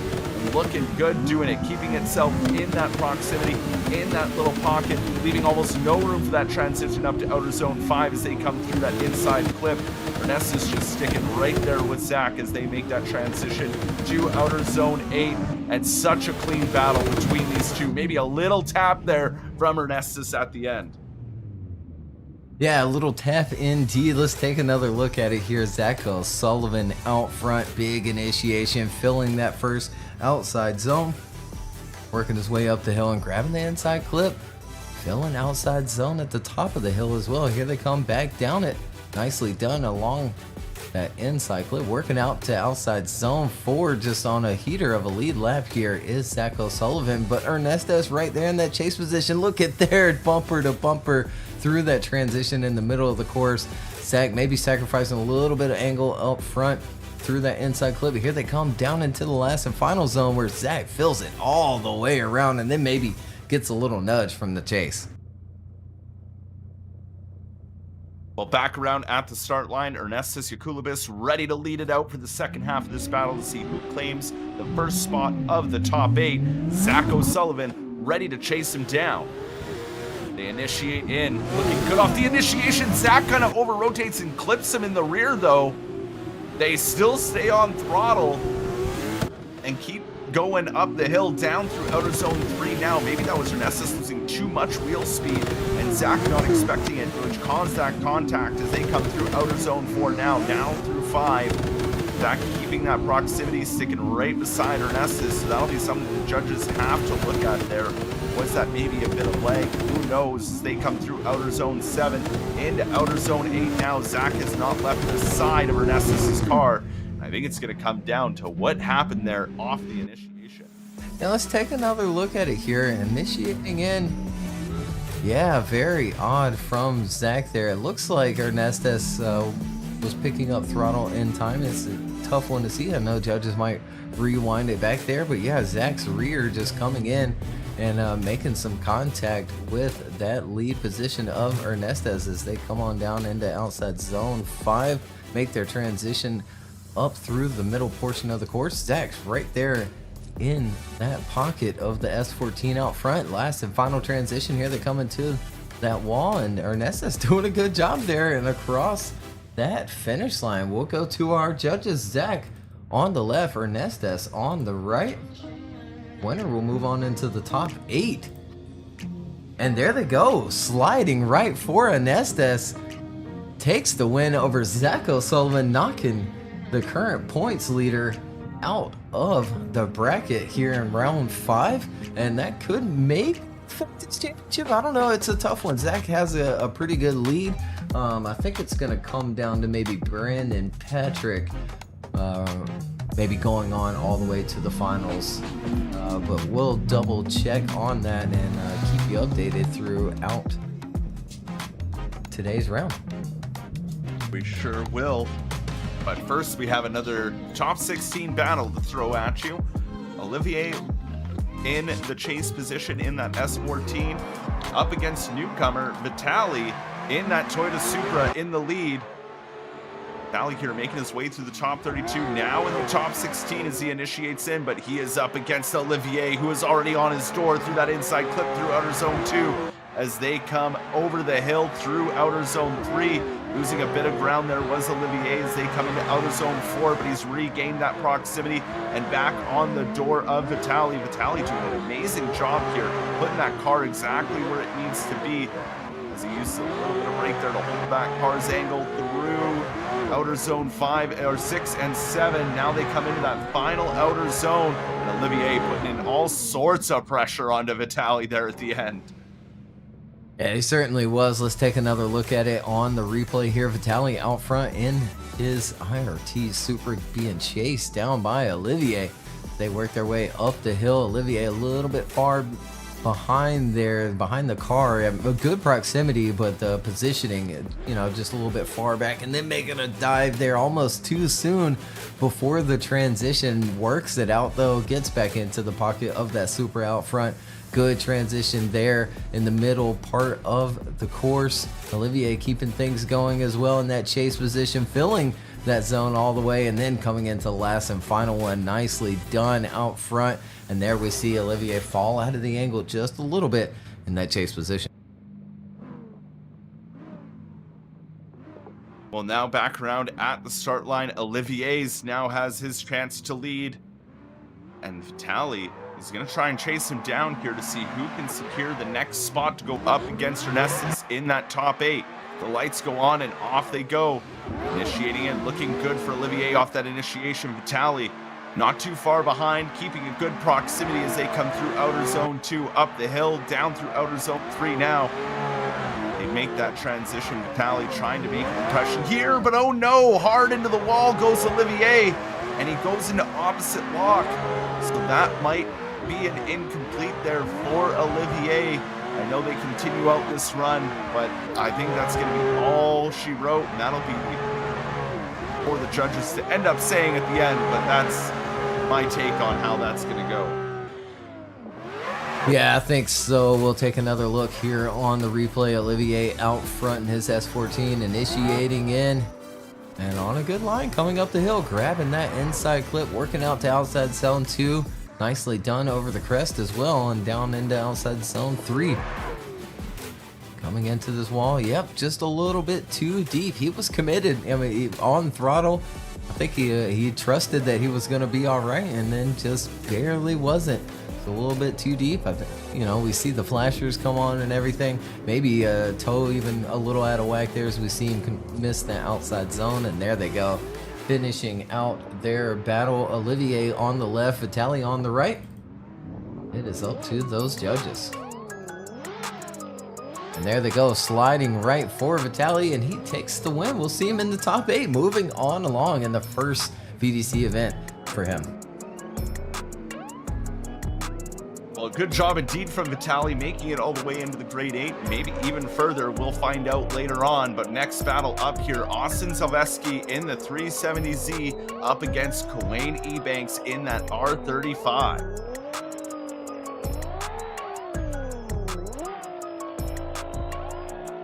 Wait for those lights to come on. On they are. Off they go for this battle. Initiating in is Austin. Kawain, oh, Kawain throwing tons of angle and hitting Austin off of that inside clip or outside clip 1. That'll be hard for the judge to see if Austin had the angle there or if he was off or on throttle. We'll see it in the replay later as they continue going through the rest of this course. I don't think it was enough to end the run. Definitely not good for Kawain in that chase position as they come through outer zone 7 now, making that final transition. Kawain definitely has the pressure onto Austin, but it's going to come down to that contact. Yeah, absolutely. I even kind of wonder if Kawain was dealing with a little bit of internet connection issues there. And now really cooking in that initiation and through that first outside zone makes big contact with Austin, but Austin keeps things going. Really, both of them keep things going as they work their way through the course here. Nicely done for the wall ride and outside zone 5. I think we see a little bit of a little lag there from Kawain in that chase position through that transition as they work their way down through the remainder of the course here into the last and final turn. And there they go across that finish line. Back around at the start gate, ready to do battle once more. Kawain Ebanks now in that lead lane with Austin, ready to chase him down for the second half of this battle to see who takes another spot away in the top 8. Light goes on, off they go, initiating in. Looking good from Kawain there off that initiation, but Zeleski right there with them as they come through outer zone 2. Not as deep into outer zone 2 as Kawain could be as they come over the hill through outer zone 3, making their way towards outer zone 4. Austin on the attack, keeping it nice and close to Kawain there as they come into outer zone 5, leaving no room for that transition into outer zone 6. Look at Austin's proximity, keeping that wheel on the door of the R35 of Kawain Ebanks as they make the final transition into that final outer zone, keeping it door to door through that finish line. Yeah, wow, I think if Austin can keep it up here, he might go deep into this bracket today. We take another look here. Kawain out front in the GTR, good initiation, picking up throttle. There we see maybe another little connection hiccup from Kawain out front, but they continue on anyway. Austin applying really kind of too much pressure than he needs to in that chase position as they work their way through outside zone 4. The wall ride, maybe even a little tap there from that chase, and then bumper to bumper through that transition in the middle portion of this course down to the inside clip, and Austin's still right there with him as they make their last and final transition into the final wall ride here and finishing out their battle. Austin, Zeleski on the left, Kawain on the right. Winner moves on into the top 8. And there they go, sliding left. Austin Zeleski gets the win. Doing really well this season, or this round. It's not all right for the season, but this round, indeed, doing really well. Yeah, Austin really throwing it out there. But now we're going to see who will join him in that top 8. Will it be the 370Z of Reeves Tatterson, or will it be Daniel Andreev? Reeves Tatterson in the lead lane, Daniel chasing down. They initiate in through outer zone 1, looking good, but Daniel doing what he does best, applying that pressure early right through outer zone 2 as they fly up the hill through outer zone 3. Down the hill they come, leaving almost no room as they transition to outer zone 4. Daniel's right there in the pocket, exactly where he needs to be as they come through outer zone 5. Now they transition towards outer zone 6. How close will Daniel get to Reeves Tatterson? Using a little bit of room for error, but not much of it as they transition that final outer zone. And this has been a great run by both of these drivers. Yeah, let's take another look at it here on the replay. Reeves Tatterson out front leading Daniel Andreev through the course here in the first half of their top 16 battle. Nicely done from Reeves, going maybe a little wide, but then grabs that inside clip. Does come up a little shallow of outside zone 2 at the top of the hill, but nicely done here through this section of the course. Could have been a little deeper there, but on a solid line either way. Fills outside zone 4 pretty nicely as well, and then up into outside zone 6 there, down to the inside clip, locked into that angle, filling that outside zone as well. Last and final one coming up here. Could have been a little deeper there at the beginning of the wall, but then along that white line. Back around at the start, they're ready for the second half of this battle to see who will go up against Austin in that top 8. Daniel Andreev now leads. Reeves Tatterson ready to chase him down. They get the light to go. They initiate in. Reeves Tatterson being super aggressive off of that initiation. Look at that. Right along the door and the wheel as they come through outer zone 2, leaving no room for that transition. Maybe even a little touch there as they came through outer zone 3. A big dive now from Reeves Tatterson to try and regain that proximity loss off the transition to outer zone 4. But he regains gains it, and he's back in that pocket. Keeping right there with Daniel. Oh, how is that not contact as they came through that inside clip? They leave outer zone 7. They transition from outer zone 8. Reeves Tatterson is going for it here, even with that little contact at the end. Yeah, he certainly did. Let's take another look here right off the rip. Just jumping on to that door. Now, it does not fill outside zone 1, Reeves in that chase position, but then the proximity that he had all the way through turn 1 was absolutely insane. He does fall back quite a bit here and makes a huge inside dive in that chase position, but then gets right back into the fight there with Daniel as they make that transition in the middle portion of the course. And then, yeah, I'm so close to being in contact there. Would have been if we had some colliders with those wheels, but they keep on going anyway. Reeves a little bit on the inside of the last and final turn. Finally makes contact there, but we'll go to our judges. Winner moves on into the top 8. Crazy battle between these two. I think it could maybe go either way, but it's up to the judges. Daniel Andreev on the left, Reeves Tatterson on the right. And there it goes. It goes right for Reeves Tatterson. Overhearing a little bit from those judges that is that aggression from Reeves Tatterson in the chase position gives him a little edge over Daniel Andreev. Holy moly, what a battle. That was a great battle between those two. I love to see that aggression from Reeves Tatterson. You know, to see him round after round. It's great to see him really just go for it. And they're like, I want this. And he made it happen, and it was amazing. Yeah, it certainly is, and we'll take a look at our top 16 bracket. Ernestas moves on. He'll face off against Vitali in the top 8. Austin Zeleski and Reeves Tatterson both moving on. Up next, though, Brandon Patrick and Dijon Reeves, Ethan Pikachu and Victor Leras, Nick Hang and Nico Stella, Brandon Gardner and Lazam Asal.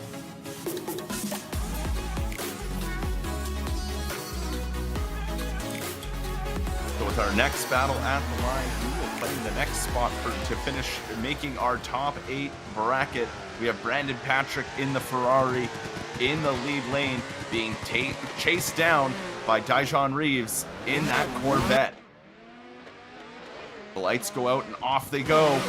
Initiating in, looking good off the initiation. Dijon right there with Brandon Patrick as they come up the hill through outer zone 2.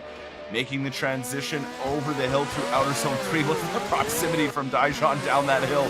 He is not letting up on Brandon Patrick. He is like, nope, this is my door, and I'm here to claim it as they come through outer zone 5. Now up towards outer zone 6. A little touch there from Dijon as they come through that inside clip towards outer zone 7. Brandon Patrick doing a great lead run here. That may be why Dijon can chase so well, but it was a great battle. Yeah, let's take another look at it here with Brandon Patrick out front in the big Ferrera. Initiating in, leaving outside zone 1 just a little bit early, but grabs inside clip, maybe second first hash. But Dijon applying the pressure. Look at their bumper to bumper through that transition, and then door to door, maybe giving a little bit of contact there through that second transition. Brandon going a little bit wide here. He's going to come up off outside zone 5 a little early, puts him offline. He gets back into it, tries to, gets a little bit of contact, but I think he would have went wide for the inside clip. Anyway, grabs that next outside zone, and then nicely done down into the last and final turn. But Dijon right there in that chase position. Well, let's see how well his lead run goes. Dijon Reeves now in the lead. Brandon Patrick ready to chase him down. Let's go out and off they go. Initiating in, looking good off that initiation, but Brandon Patrick right there with them as they start to climb the hill out towards outer zone 2. Could have filled outer zone 2 just a little bit more as they come down the hill through outer zone 3. Brandon Patrick trying to push up, trying to get in that proximity. There it is, right along the wheel as they come towards outer zone 5. He's got to leave that room for that transition. Now catch back up through outer zone 6. Right on him. Dijon manages to pull away just a little bit as they come through outer zone 7. They make that final transition into outer zone 8, and that's where Brandon really gets on the door. This is going to be a cool one for the judges to decide. Yeah, a tough one between these two. Dijon out front. That Corvette initiating in, leaves outside zone 1 early as well. Apex is the turn. early, leaves it, and then doesn't quite fill outside zone 2. Fills outside zone 3 nicely though. And they make their transition here out to outside zone 4. Look at there, we see the bumper of the Corvette through the wall just a little bit as they continue on through 5, coming up to 6 now on a pretty good line. Brandon Patrick in that chase position, falling back just a little bit, reels him back in right along the bumper through that last and final transition, and now down into the last turn across that finish line. And we go to our judges. Brandon Patrick on the left, Sean on the right, or will we line them up again for one more time? No, they're starting to slide. Chris goes left, Ed chooses one more time. It's up to Matt now, and it's a one more time. We line them back up. We deserved one more time. These two were just perfect together. And I know that Brandon Patrick's sitting there thinking about the points. He's got to get through this round, especially with Sullivan being knocked out. So it's going to be a fight to the end between these two.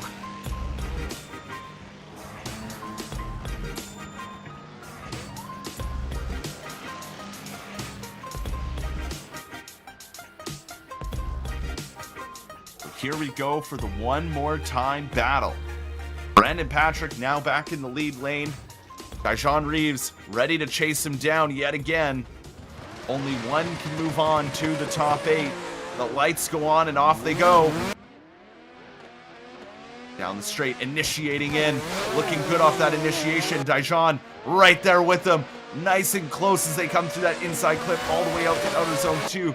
Brandon Patrick could have filled outer zone 2 a little bit more, but he keeps on going. Dijon applying that pressure in that chase run, sticking right with them, right along the door as they come through outer zone 5, barely leaving any room for that transition as he surges back up.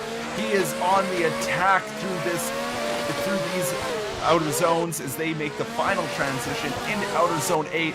Dijon right along the door as they finish out that run.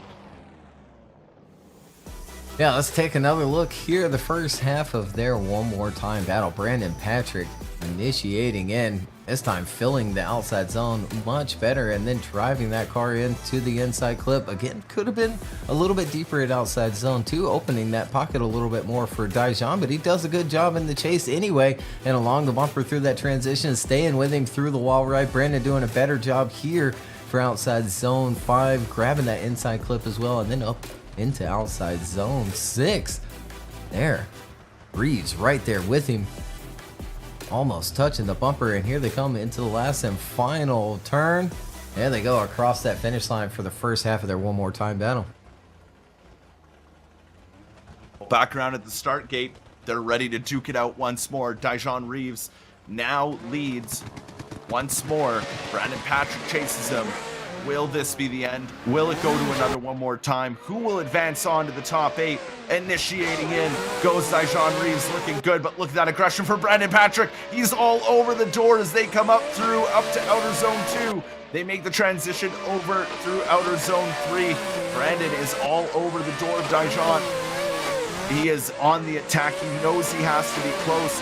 Dijon doing a good job here filling these zones out front.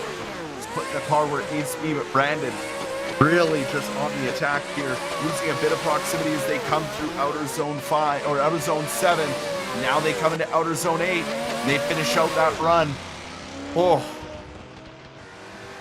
Yeah, another tough one to call for these judges here. Dijon Reeves out front here on the replay of the second half of their one more time battle. I think a little bit better through turn 1 from Dijon as well. A little wavery on the angle coming up the hill. But Brandon doing a good job in that chase position to stay right there with him along the bumper, falls back just a little bit there, and then reels him back in, almost pushing him through that wall right there. Could have been a little bit deeper as Dijon in that zone. And there we're seeing make a small correction coming up to outside zone 6. But they continue on. Brandon still right there with him along that bumper, makes a big dive into the last and final turn here. And there they go across that finish line. We'll go to our judges once more between these two. Remember, this is a one more time battle between them. Brandon Patrick on the left, Dijon Reeves on the right. Winner moves on in the top 8.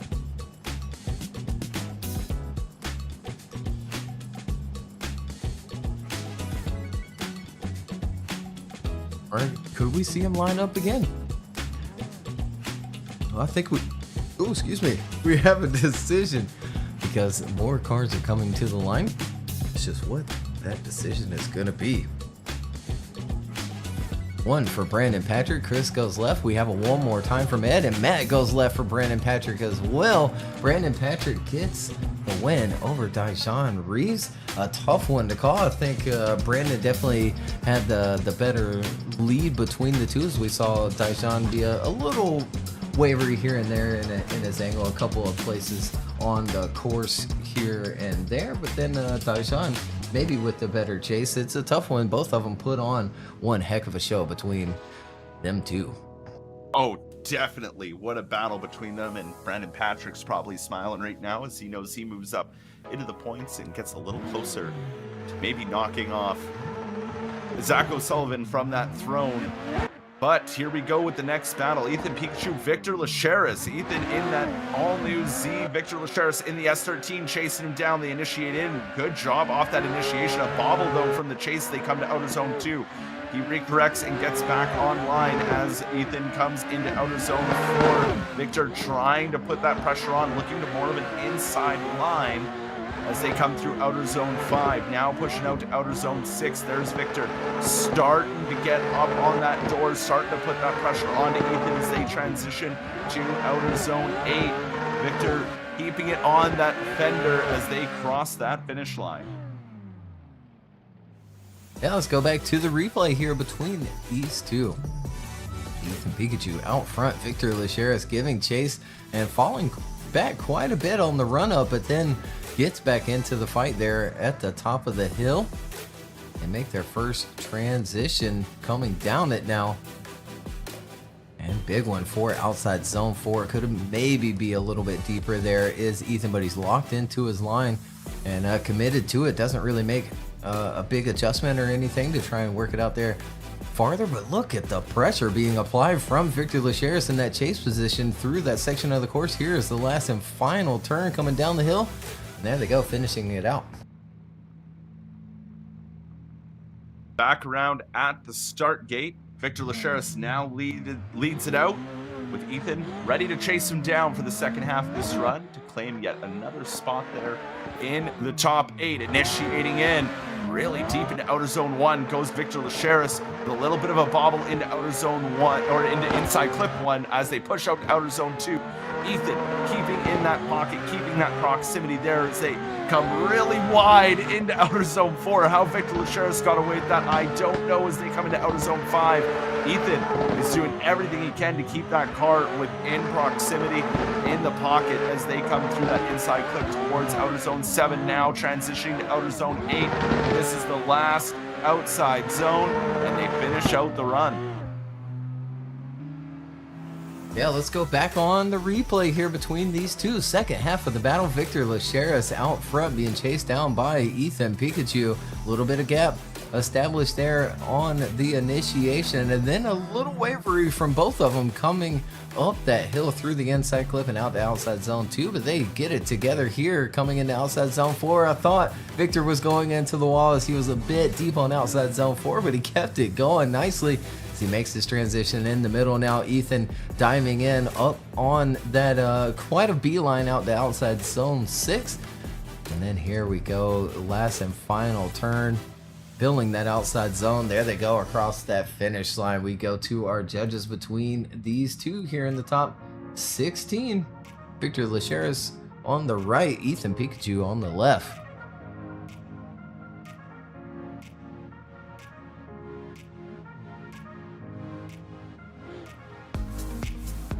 And there it is, Victor Leras getting the win there over Ethan Pikachu. He moves on into the top 8. Fantastic top 16 battle between those two once more.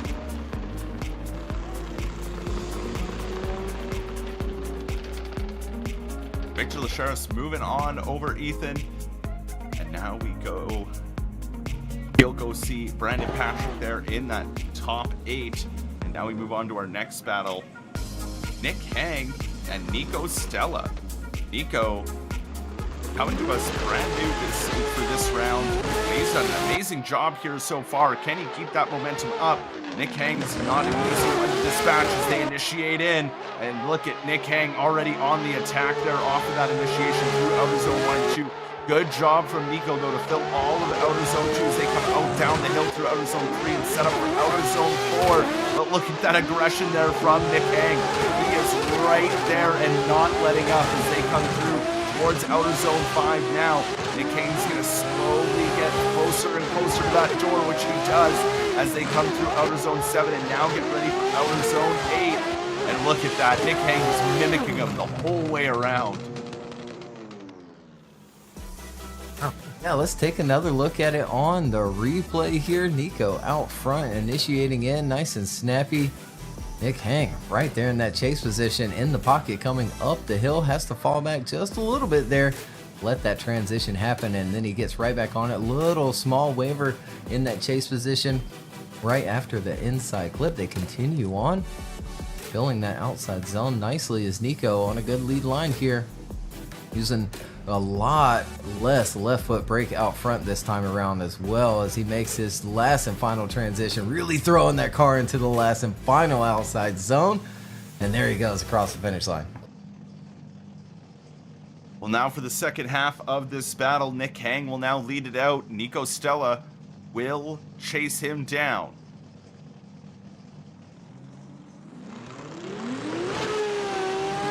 Lights are on, off they go. See who's going to take one of the 2 remaining spots here. Nick Hang initiates in, so does Nico. Nico's right there.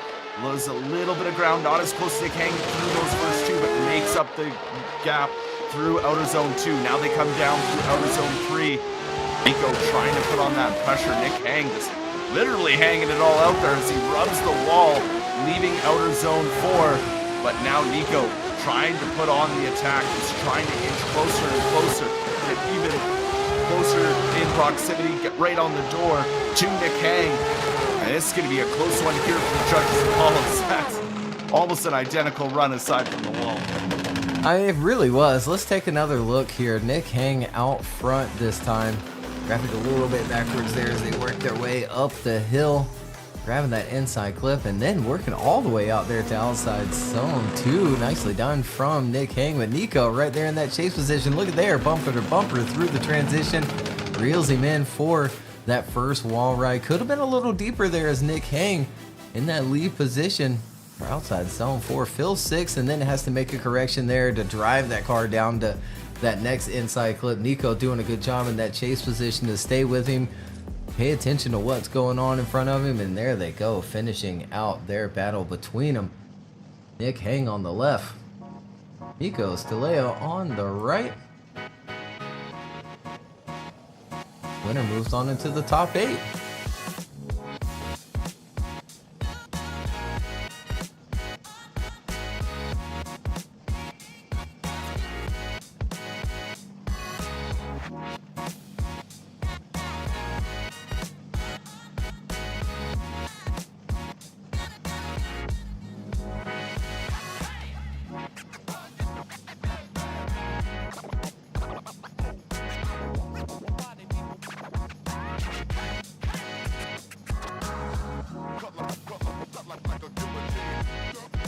Just deliberating this one amongst each other.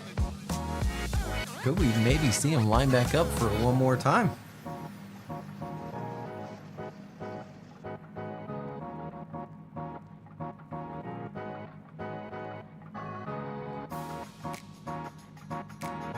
I mean, the battles were close enough. I could see it one more time coming out of this. It could definitely happen. We do have a one more time from Chris, and we do. So we have a one more time from Chris. Ed goes right for Nico. Matt goes left for Nick Hang. Split decision all the way down, and we'll line them back up.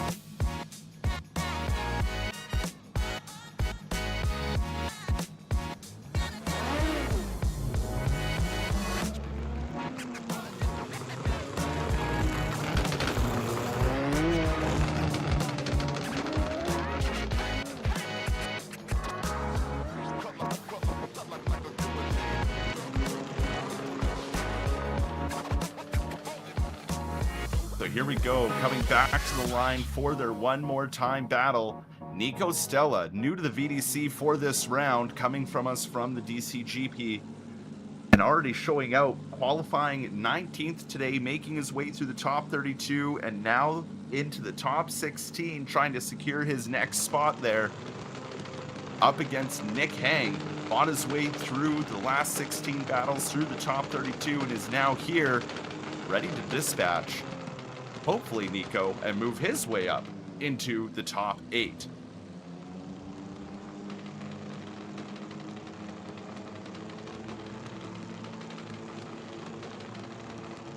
Yeah, judges asking Nico to straighten himself out there, quite sideways, coming up to the line, trying to cheat the chicane a little bit.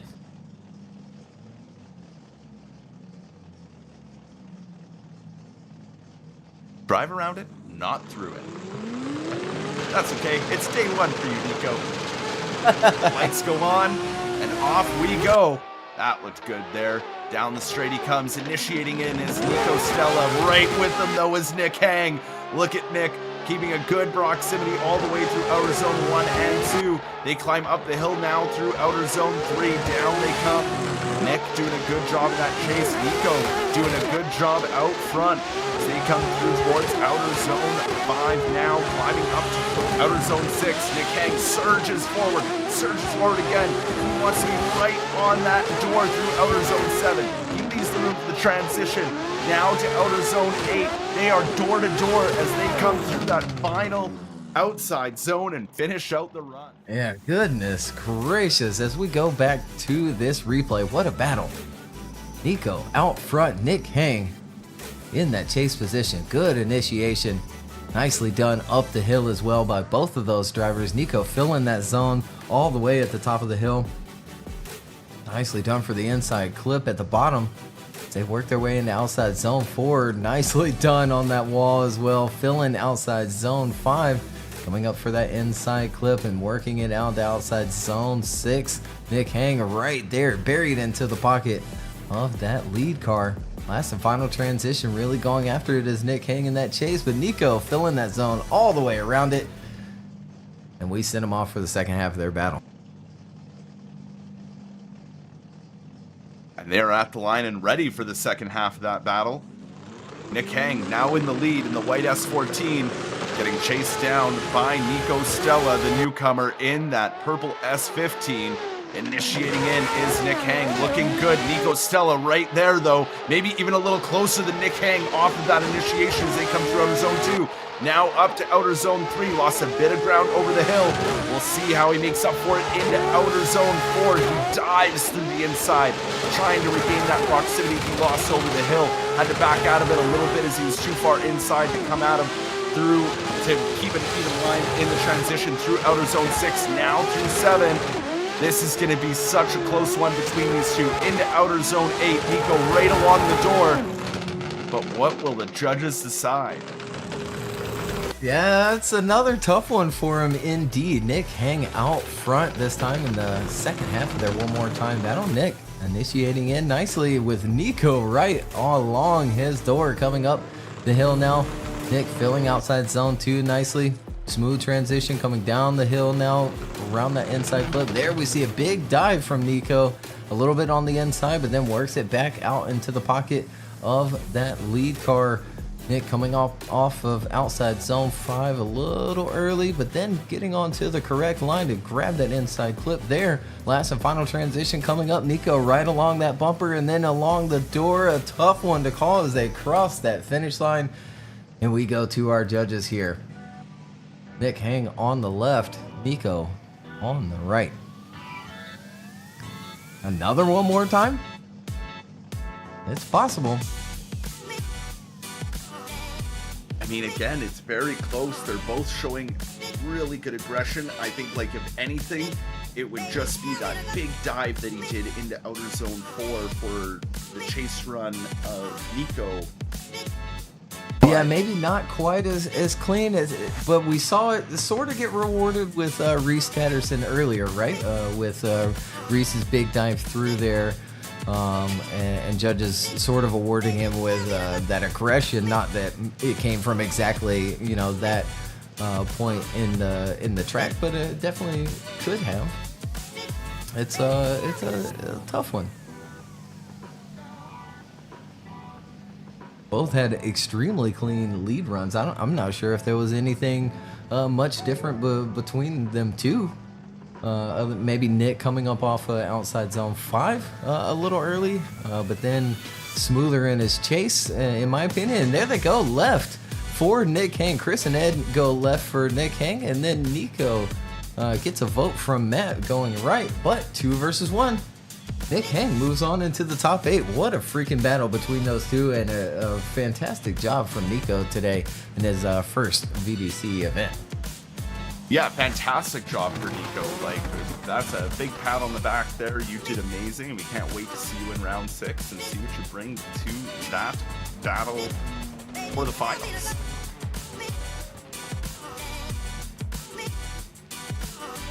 So 1 spot remains in the top 8, which means we're down to the last battle here of the top 16 of round 5.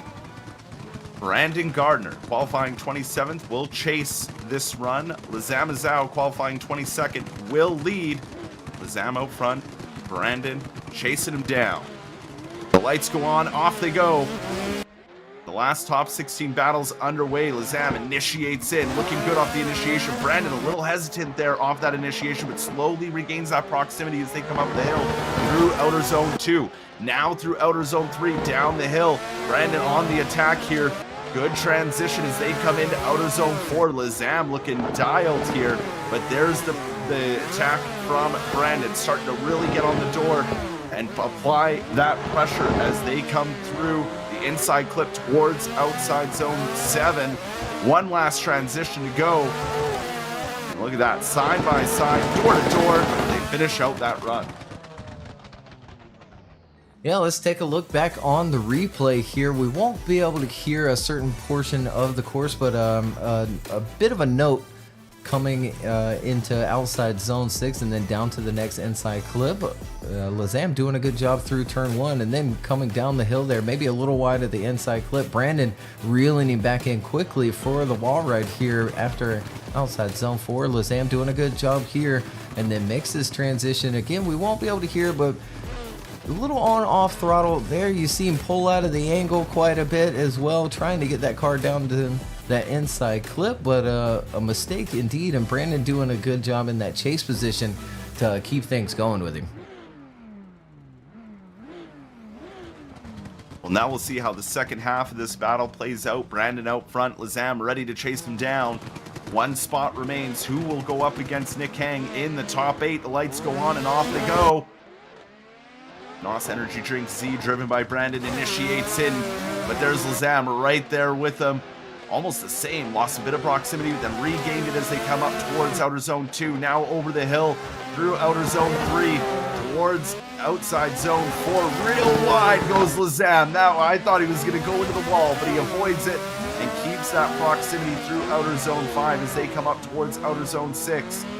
That slowly losing, well, not losing proximity, but he's right there. He's just kind of not really pushing towards getting as close to that door. Maybe a little wall tap there from Brandon as they finished out the run. Yeah, it'll be interesting to look at there, that last and final turn, but here we go with the replay. Second half of the battle, nicely done from Brandon Garner out front, really smooth coming up the hill. Very small little waver there through the inside clip, but nothing really noteworthy as they come down the hill now. Almost a little bit too tight is Brandon Garner as they continue on, and yeah, as you pointed out, super deep in that chase position is Lazam. He might even given the wall a little bit of a tap, but continues on anyway. Brandon on a really good lead line now as he works his way to that second to last outside zone. Final transition there, and oh yeah, maybe it is a little bit of contact from the chase first before going into that wall. It's a really close one. Maybe the judges might take their time on that replay to make sure that they see that right. But either way, Brandon Gardner on the left, Lazam on the right. Last and final top 8 position left. They'll have to face off against Nick Hang.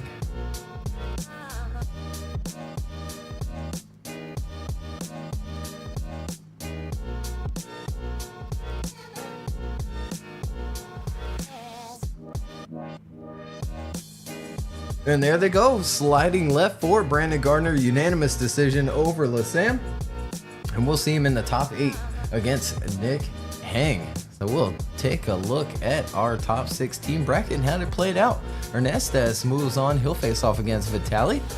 Austin Zeleski also moves on, he'll face off against Reese Tatterson. Brandon Patrick and Victor Lacharis, Nick Hang and Brandon Gardner rounding out our top 8 here for round 5. Crazy round this is.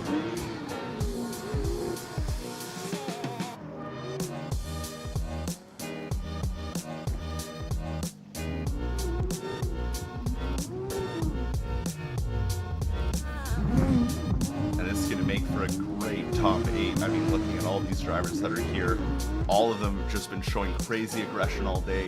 So it's going to be absolutely wild to watch how this all plays out for the finals. Yeah, not much longer to go here as we work our way into the top 8.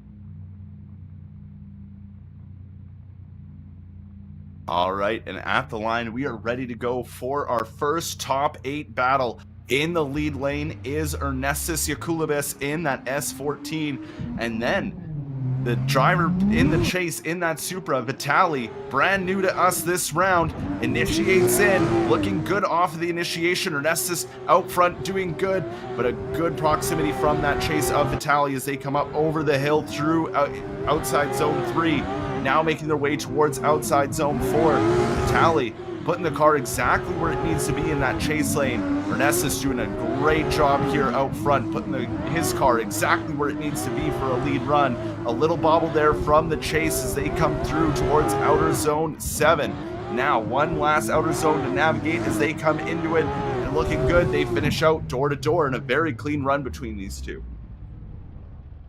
And we certainly do. We'll take another look at it here on the replay. Ernestas with a really good lead run here, making it easy for Vitali, and Vitali takes advantage of it for sure as we watch this play out, coming over the crest and down the hill, really door to door there, and then bumper to bumper through that transition as Ernestas doing what he needs to do out front in that lead position, filling that outside zone 5 nicely, puts him on a good line coming up for outside zone 6. A little bit of left foot brake there, and we see a small bobble from the chase, and then door to door there, bumper to bumper through the last and final transition, and we see that RT Supra just reel in the Urta S14 before crossing that finish line.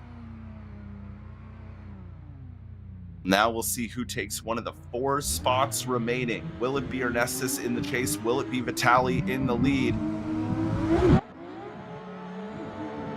Initiating in, looking good off the initiation. The aggression already from Ernestis, though. He's right there on that quarter panel of Vitali Supra as they come through outer zone 2, through to outer zone 3. Down the hill they come towards outer zone 4. Ernestis giving them no breathing room for a mistake as they come into outer zone 5. Vitali trying to do everything he can out front to keep a good line. But the pressure that Ernestis is putting on here is absolutely insane as they come through outer zone 7, now into outer zone 8. Look at that, no gap between them as they come through that finish line. Ernestis is on fire for this one. Yeah, he certainly is. We'll take another look at it here with Vitali out front in the RT Supra, leaving outside zone 1 just maybe a fraction too soon, but ends up on the correct line with that speed that he carried through it. Ernestas right there with him in that chase position, making the dive there through that transition and staying with him through that wall ride down into outside zone 5 here. Filling it nicely is that Supra out front of Vitali. And there, Ernestes reels him back in, stays with him there. Continuing on, last and final transition, and right along the door immediately after it. And there they go across that finish line. Door to door, we go to our judges between these two here in the top 8. Ernestes on the left, Vitali on the right. Winner moves on into the final 4 here in round 5.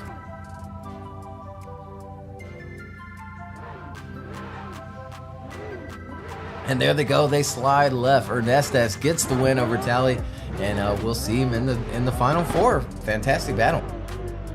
Fantastic battle indeed, and a great job from Vitali. First round out, making it all the way to the top 8. Absolutely phenomenal. Can't wait to see what you bring for us for the final round. Next up, 3 spots remain. Austin Zeleski in the 370Z up against another 370Z of Reese Tatterson.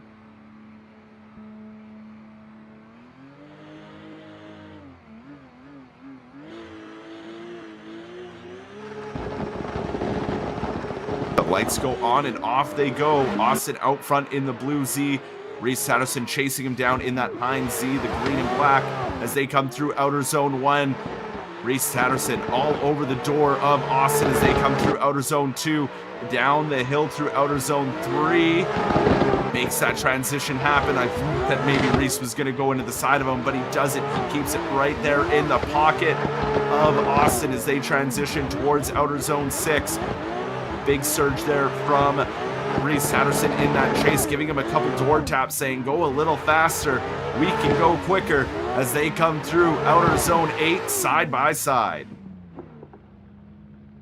Yeah, let's take another look at it there. We did have some contact in that run. Austin Zeleski out front, and good initiation, filling that outside zone the way he should. Reese Tatterson right there in that chase position, following him up the hill. Drops back for that transition, and then right there along the bumper through that next one, kind of makes a little bit of a dive there on the inside, but then right into the pocket quickly by the time they even reach the wall. And there we go, a little bit of contact there, but yeah, I don't think it had anything to do with the angle that Austin pulled out right before the second to the last zone. The contact happened well before, but they're at the line ready to go for the second half. They sure are. Reese Tatterson now in the lead lane. Austin Zeleski ready to chase him down to see who will take one of the 3 remaining spots for the finals. The light goes on and off they go. Initiating in, looking good for Reese Tatterson. Austin Zeleski on the attack though, right along the door. Could have been a bit deeper in outer zone 2 as they come up over the hill.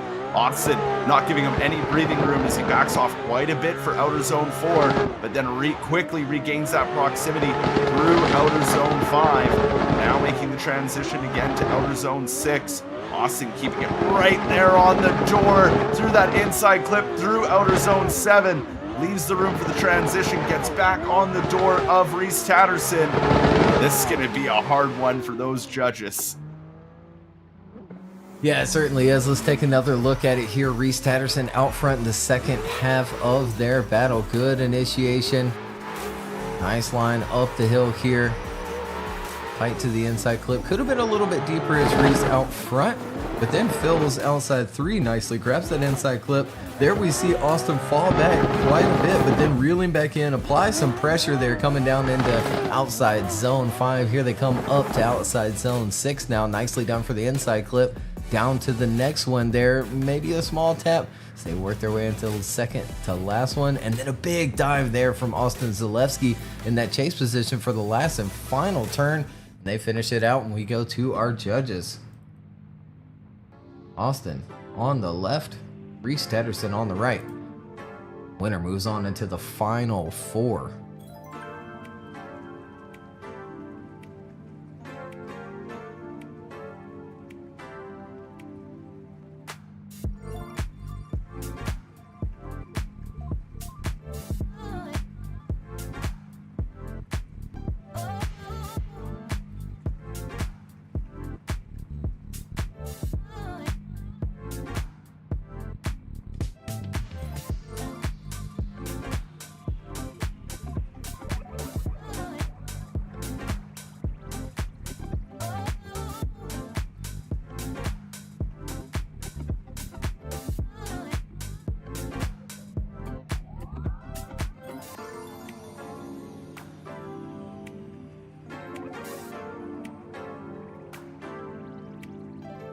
And there they go. They're starting to slide one more time from Chris. Ed goes left.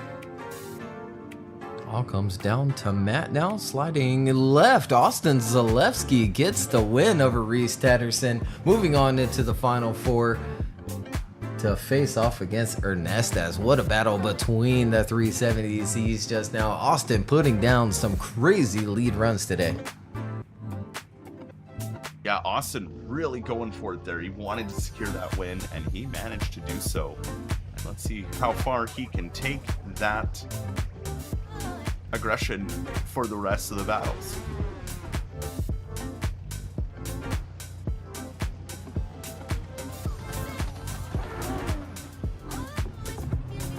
There's your top 8 bracket and how it's played out so far. Ernestas and Austin moving on. Brandon Patrick and Victor Lecheras up next. And then Nick Hang and Brandon Gardner to round out the top 8. Well, at the start line now is our next battle.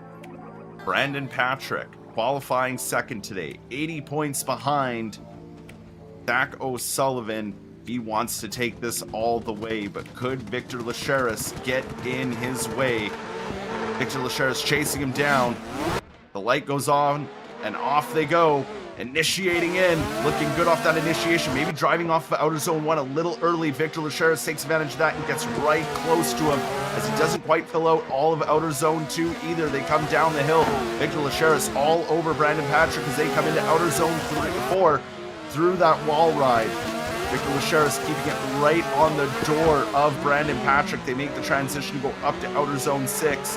And look at that, they're right alongside him as they come through outer zone 7. Not filling all of outer zone 7 either. They come into outer zone 8. And Victor Lecheras right there as Brandon Patrick goes into the wall right at the end.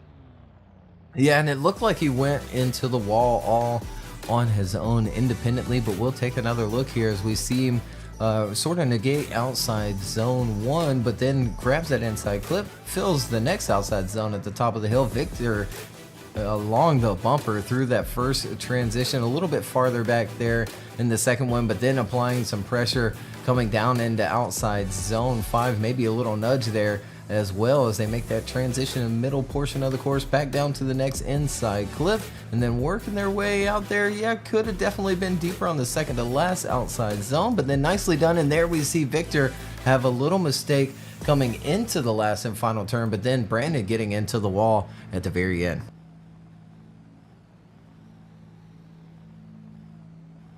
Well, now back around at the start gate, ready to do battle once more to see who takes one of the 2 remaining spots left. Victor Lecheras now leads. Brandon Patrick is ready to chase him down. Here we go, initiating in.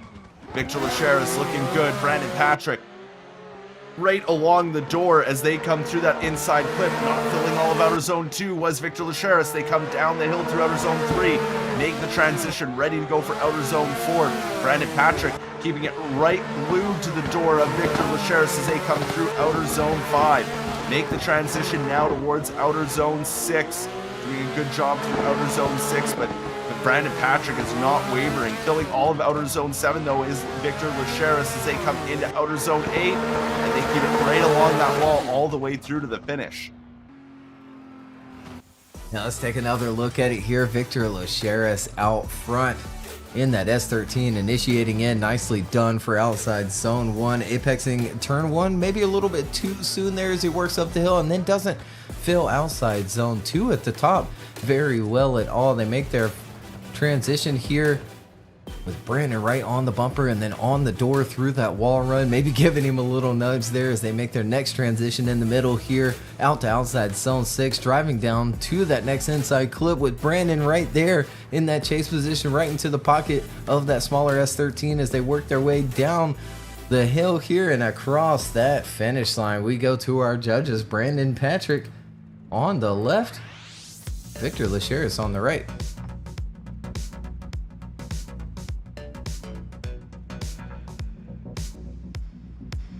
And there they go. They all slide left unanimously for Brandon Patrick, and we'll see him in the top 4. Just one more top 8 battle to go.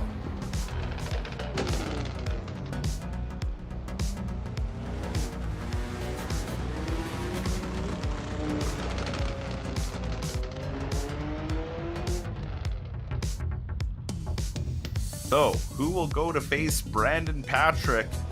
Will it be Brandon Gardner? Will it be Nick Hang? Nick Hang really dominating on this one as he came all the way from the last 16 battles through the top 32, through the top 16, now here in the top 8. Can he go further today, or will Brandon Patrick put an end to it? Brandon Gardner qualifying 27th. We'll see how this plays out. Initiating in, looking good off the initiation. Nick Hang sticking right there with him on the door, though, through outer zone 1 and into outer zone 2. Coming up the hill now into outer zone 3. Filling all of outer zone 3, turning into outer zone 4. Now going deep into the wall was Brandon Patrick. Nick Hang takes advantage of that and gains a lot of proximity, putting it right on the door as they come through outer zone 6. Nick Hang's giving him no room to breathe. Look at that. Right along the door. They come into outer zone 8 now. And right along the door, side by side, they finish out the first run.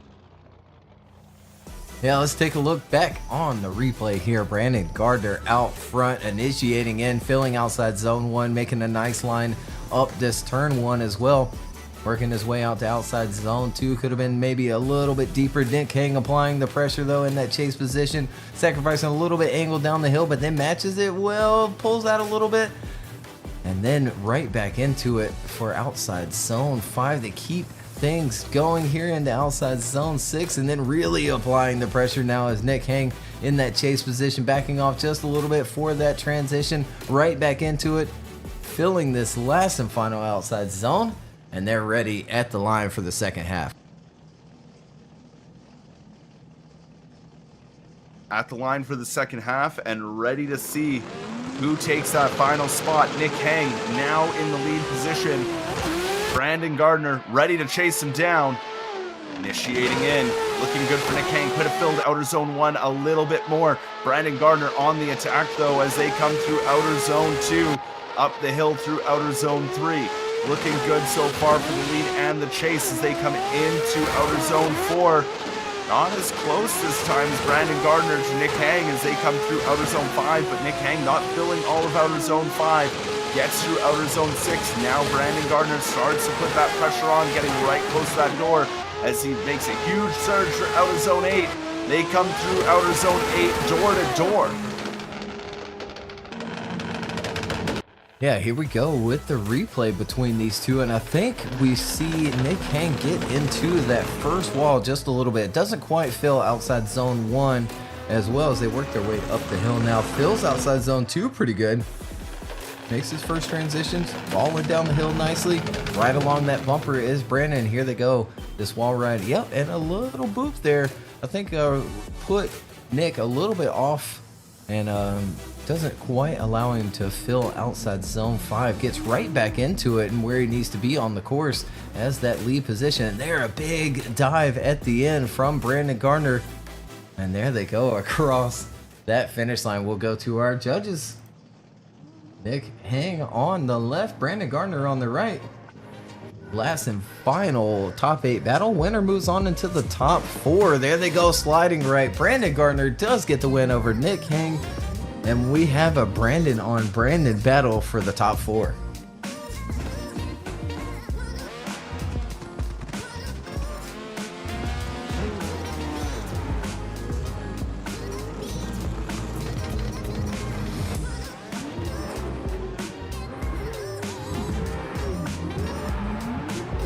There it is, for top 4.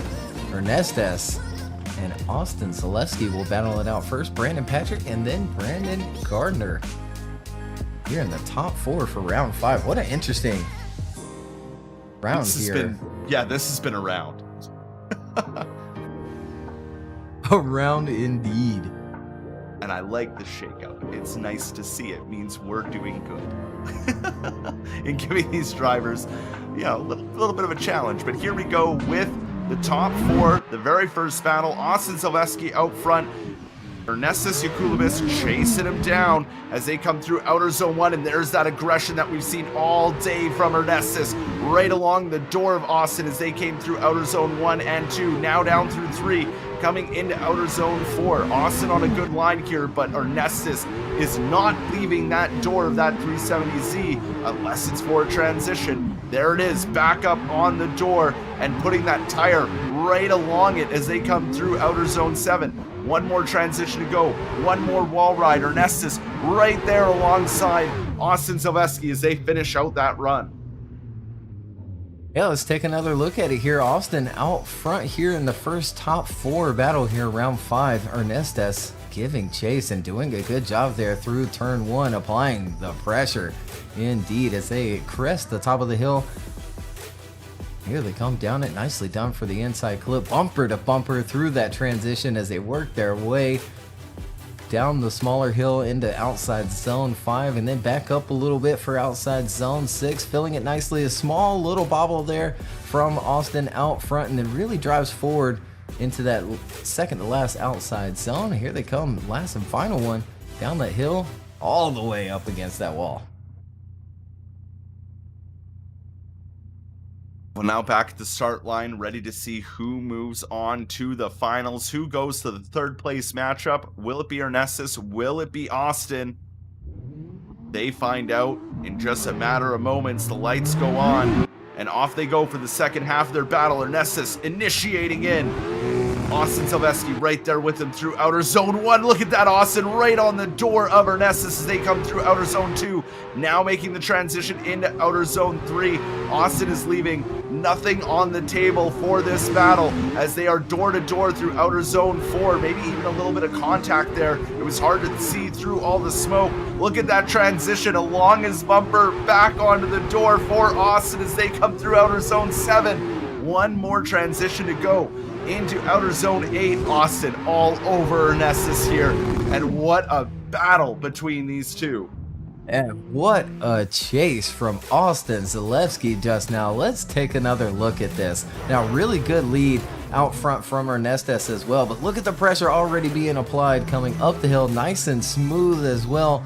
No waivers, a bumper to bumper through that first transition, and then once more on the second one, a little bit further back, but then reels him right back in. Maybe a little bit of contact there too, coming into that first wall, hanging on to it, bumper to bumper. I don't know how contact wasn't made through that transition as they come down through that inside clip, filling the second to last outside zone. Last and final one coming up, and then more pressure being applied in that chase position from Austin. There they go, finishing it out. And we go to our judges here in the top 4. Holy smokes. Ernestus on the left, Austin on the right. Which way do they go? Chris and Ed both go Matt as well. Unanimous decision for Austin Zeleski, and he moves on into the finals.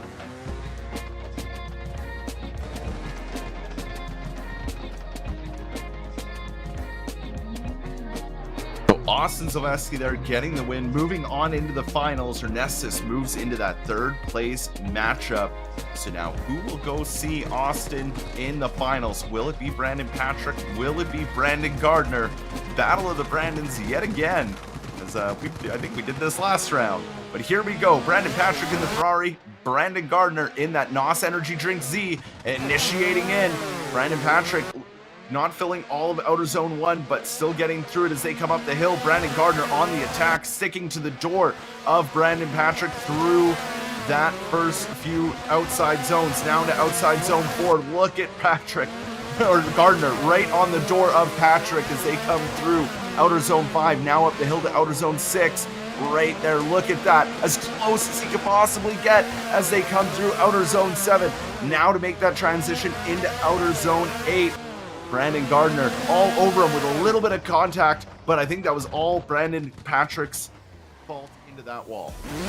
Yeah, I don't know. Let's take another look at it here. Brandon Patrick out front here in the top 4 battle between the Brandons. Brandon Gardner giving chase and doing a good job there. Falls back just a little bit coming up the hill. Maybe some contact there, but bumper to bumper through that first transition. Here they come down the hill now. Bumper to bumper once more through that second transition, and door to door through that wall as they continue on, filling outside zone 5. Nicely done for the inside clip, and out to outside zone 6. Look at Brandon Gardner in that chase position, falling back really the way he needs to. He keeps the proximity, but then smartly done to allow the room for that last and final transition. Yeah, a little bumping and grinding there, crossing that finish line. Well, they both want to make it into the finals here, so we'll see what happens on their second run. Brandon Gardner now out front. Brandon Patrick ready to chase him down. The lights go on and off they go. Second half of this battle's underway. Only one can make it to the finals. Initiating in. Looking good off that initiation, and look at Brandon Patrick trying to apply that pressure, but Gardner able to keep him at bay just a little bit more as they come down the hill through outer zone 3, now towards outer zone 4.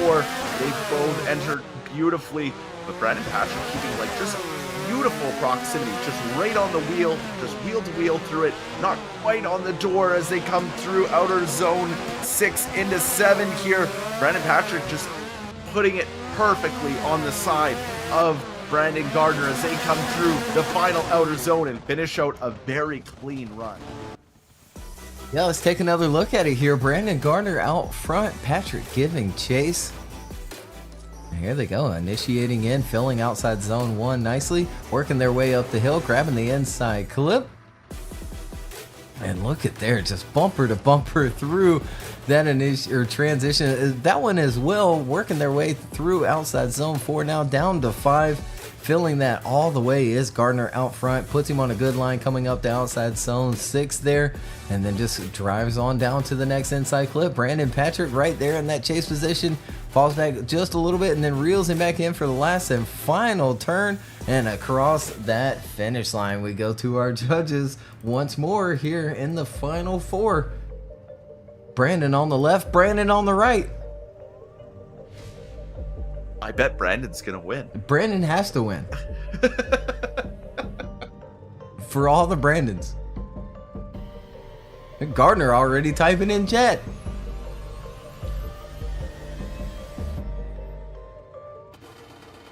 And there they go. They start to slide. They slide left. Chris and Ed go left. Matt chooses a one more time between the two, but Brandon Patrick gets the win, moves on into the finals where he'll face off against Austin Zeleski.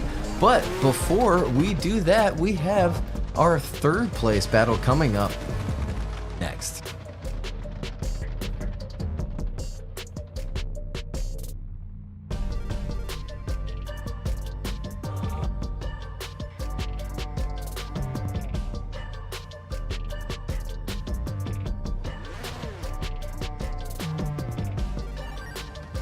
So it'll be Ernestes and Brandon Gardner coming to the line for the third place battle. And of course, winner takes on third place in that final spot on the podium.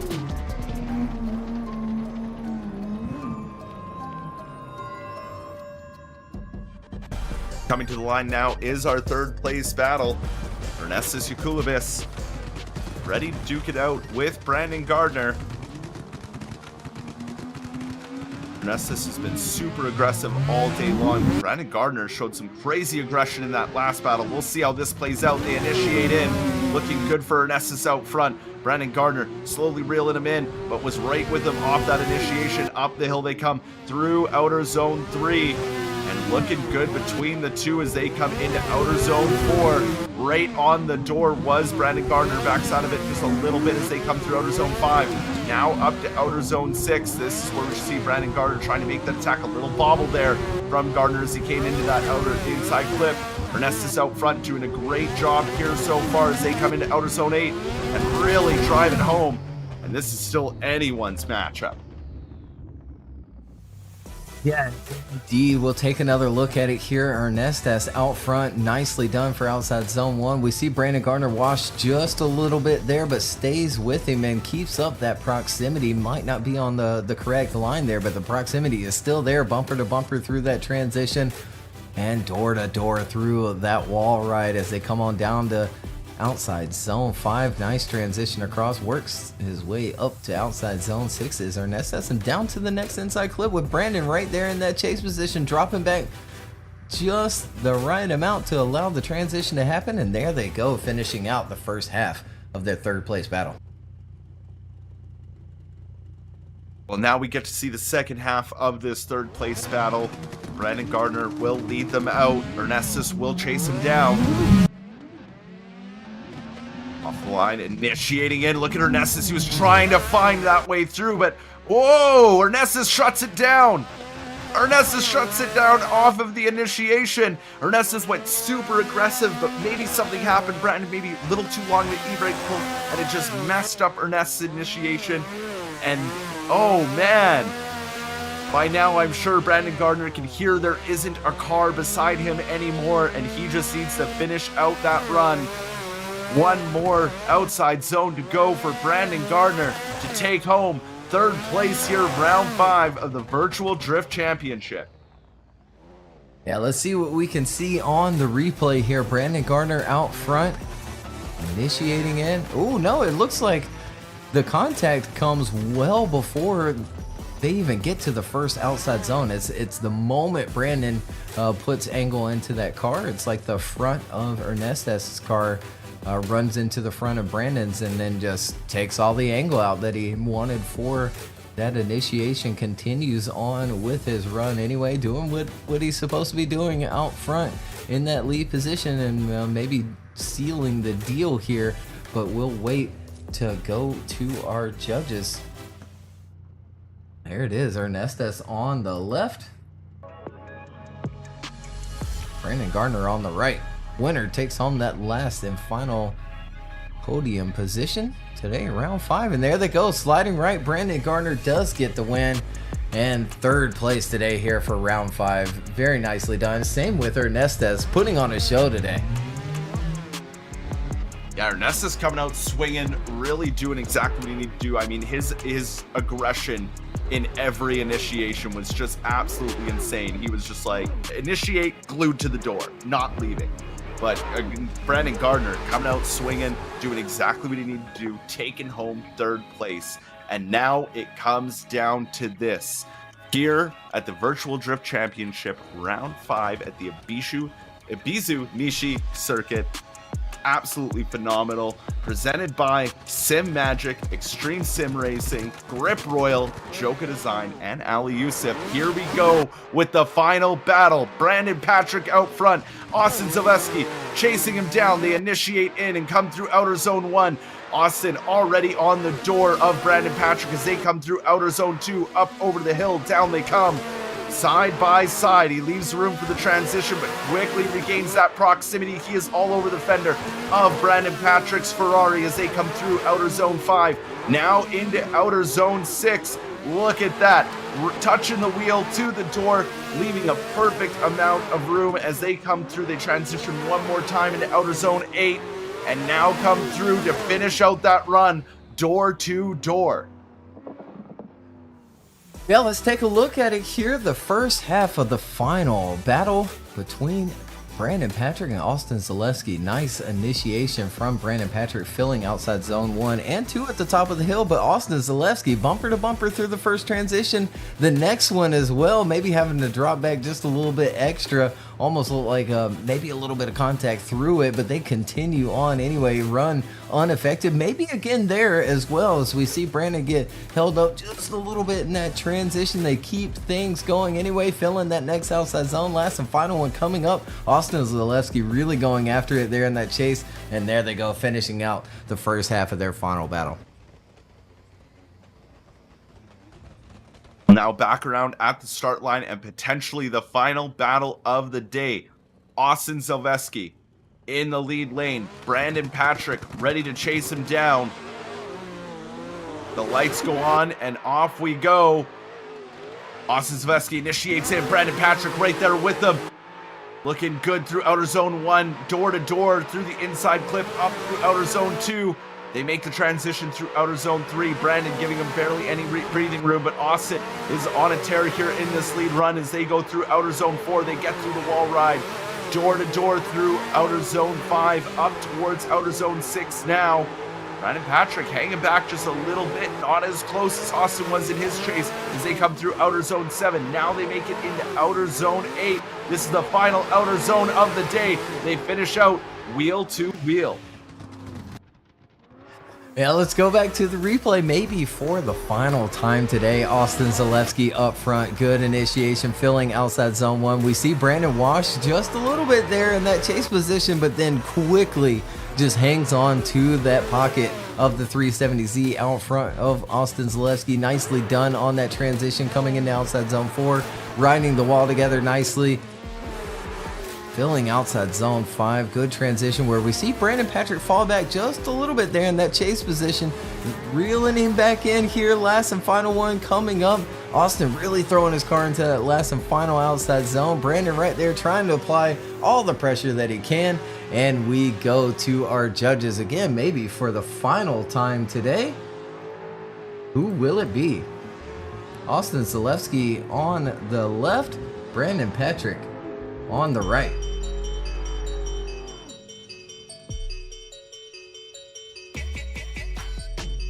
Here we go. Chris slides right. We have a one more time in the middle there from Ed. Which way will Matt go? Or will we see him line up again? We do a one more time between these two. They're coming back to the line. And everyone thought it was over. It ain't over till we say it's over. Here we go again.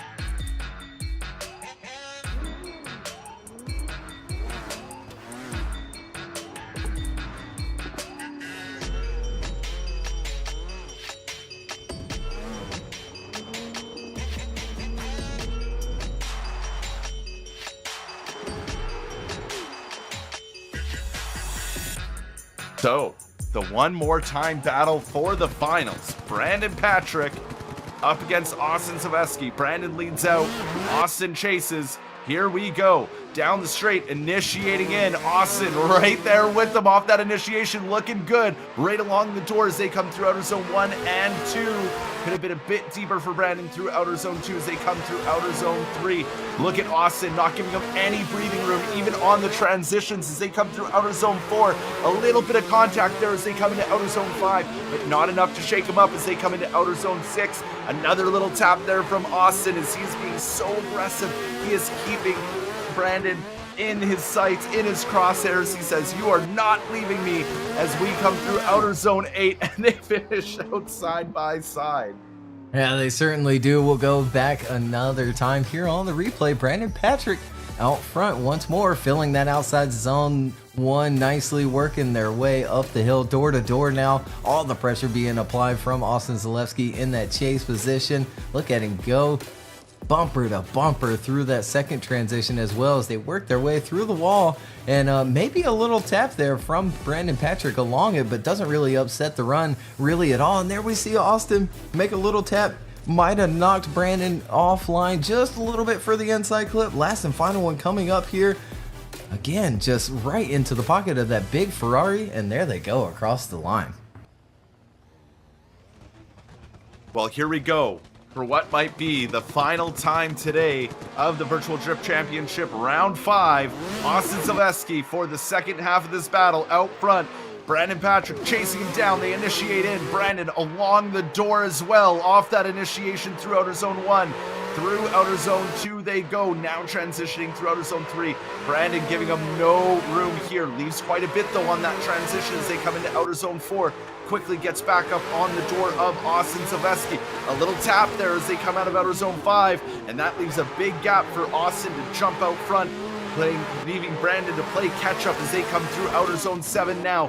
Door to door into outer zone 8. It is anyone's battle. A little contact there for Brandon. Pushes Austin into the wall, but not enough to upset the battle. I can't wait to see what the judges say about this one. Yeah, it's going to be a tough one again. Austin Zeleski out front this time, filling outside zone 1. Brandon Patrick right there in that chase position, following him up the hill nicely, bumper to bumper through that first transition. They work their way down the hill.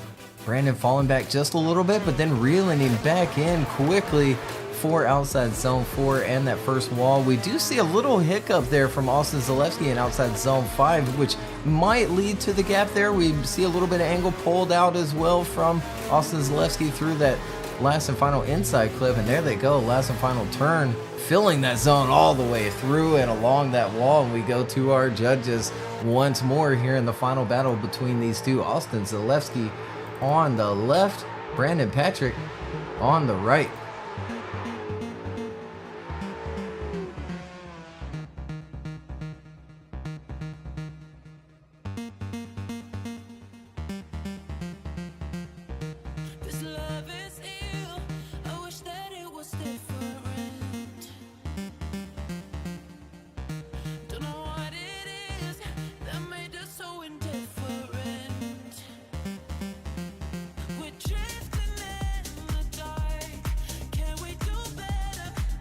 And here they go. They start to slide. They slide right. Brandon Patrick gets the win over Austin Zeleski, taking home first place today. Austin taking home second place. Probably Austin's best performance here in the Virtual Drift Championship. Really showing out today. I loved his lead runs more than anything from him today.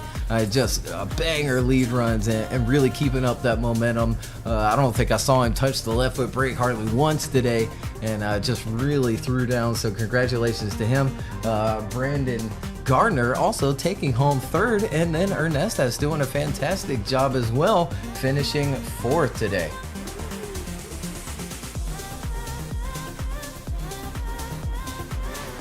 Looking at the point spread, how is this going to work out? That now should move Brandon Patrick into second place, and we'll go into the final round with only about 20 points separating. Yeah, sure will, and they're going to come on down for their three-man. Traditional three-man we get to see them do here each and every round. We'll let them go.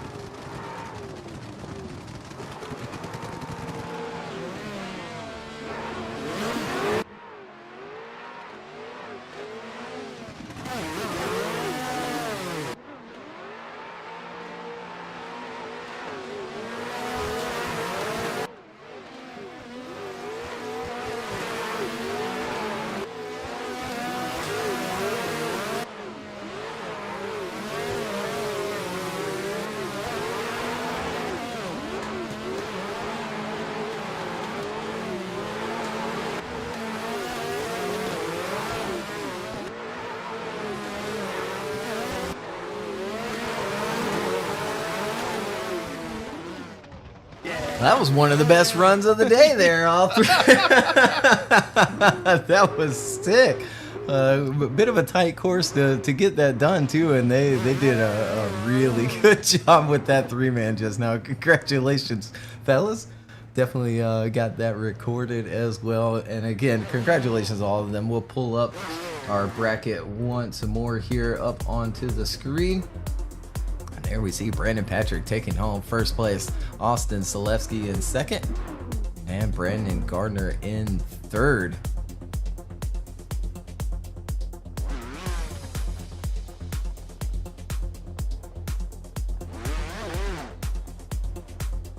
All right, had to take a little bit of a breather there. What a round today, Tanner. I'm glad you ended up showing up and enjoying it with me. You made it better, man, for sure. You know I wouldn't miss it. Like I said, life just really busy, and slept through that alarm.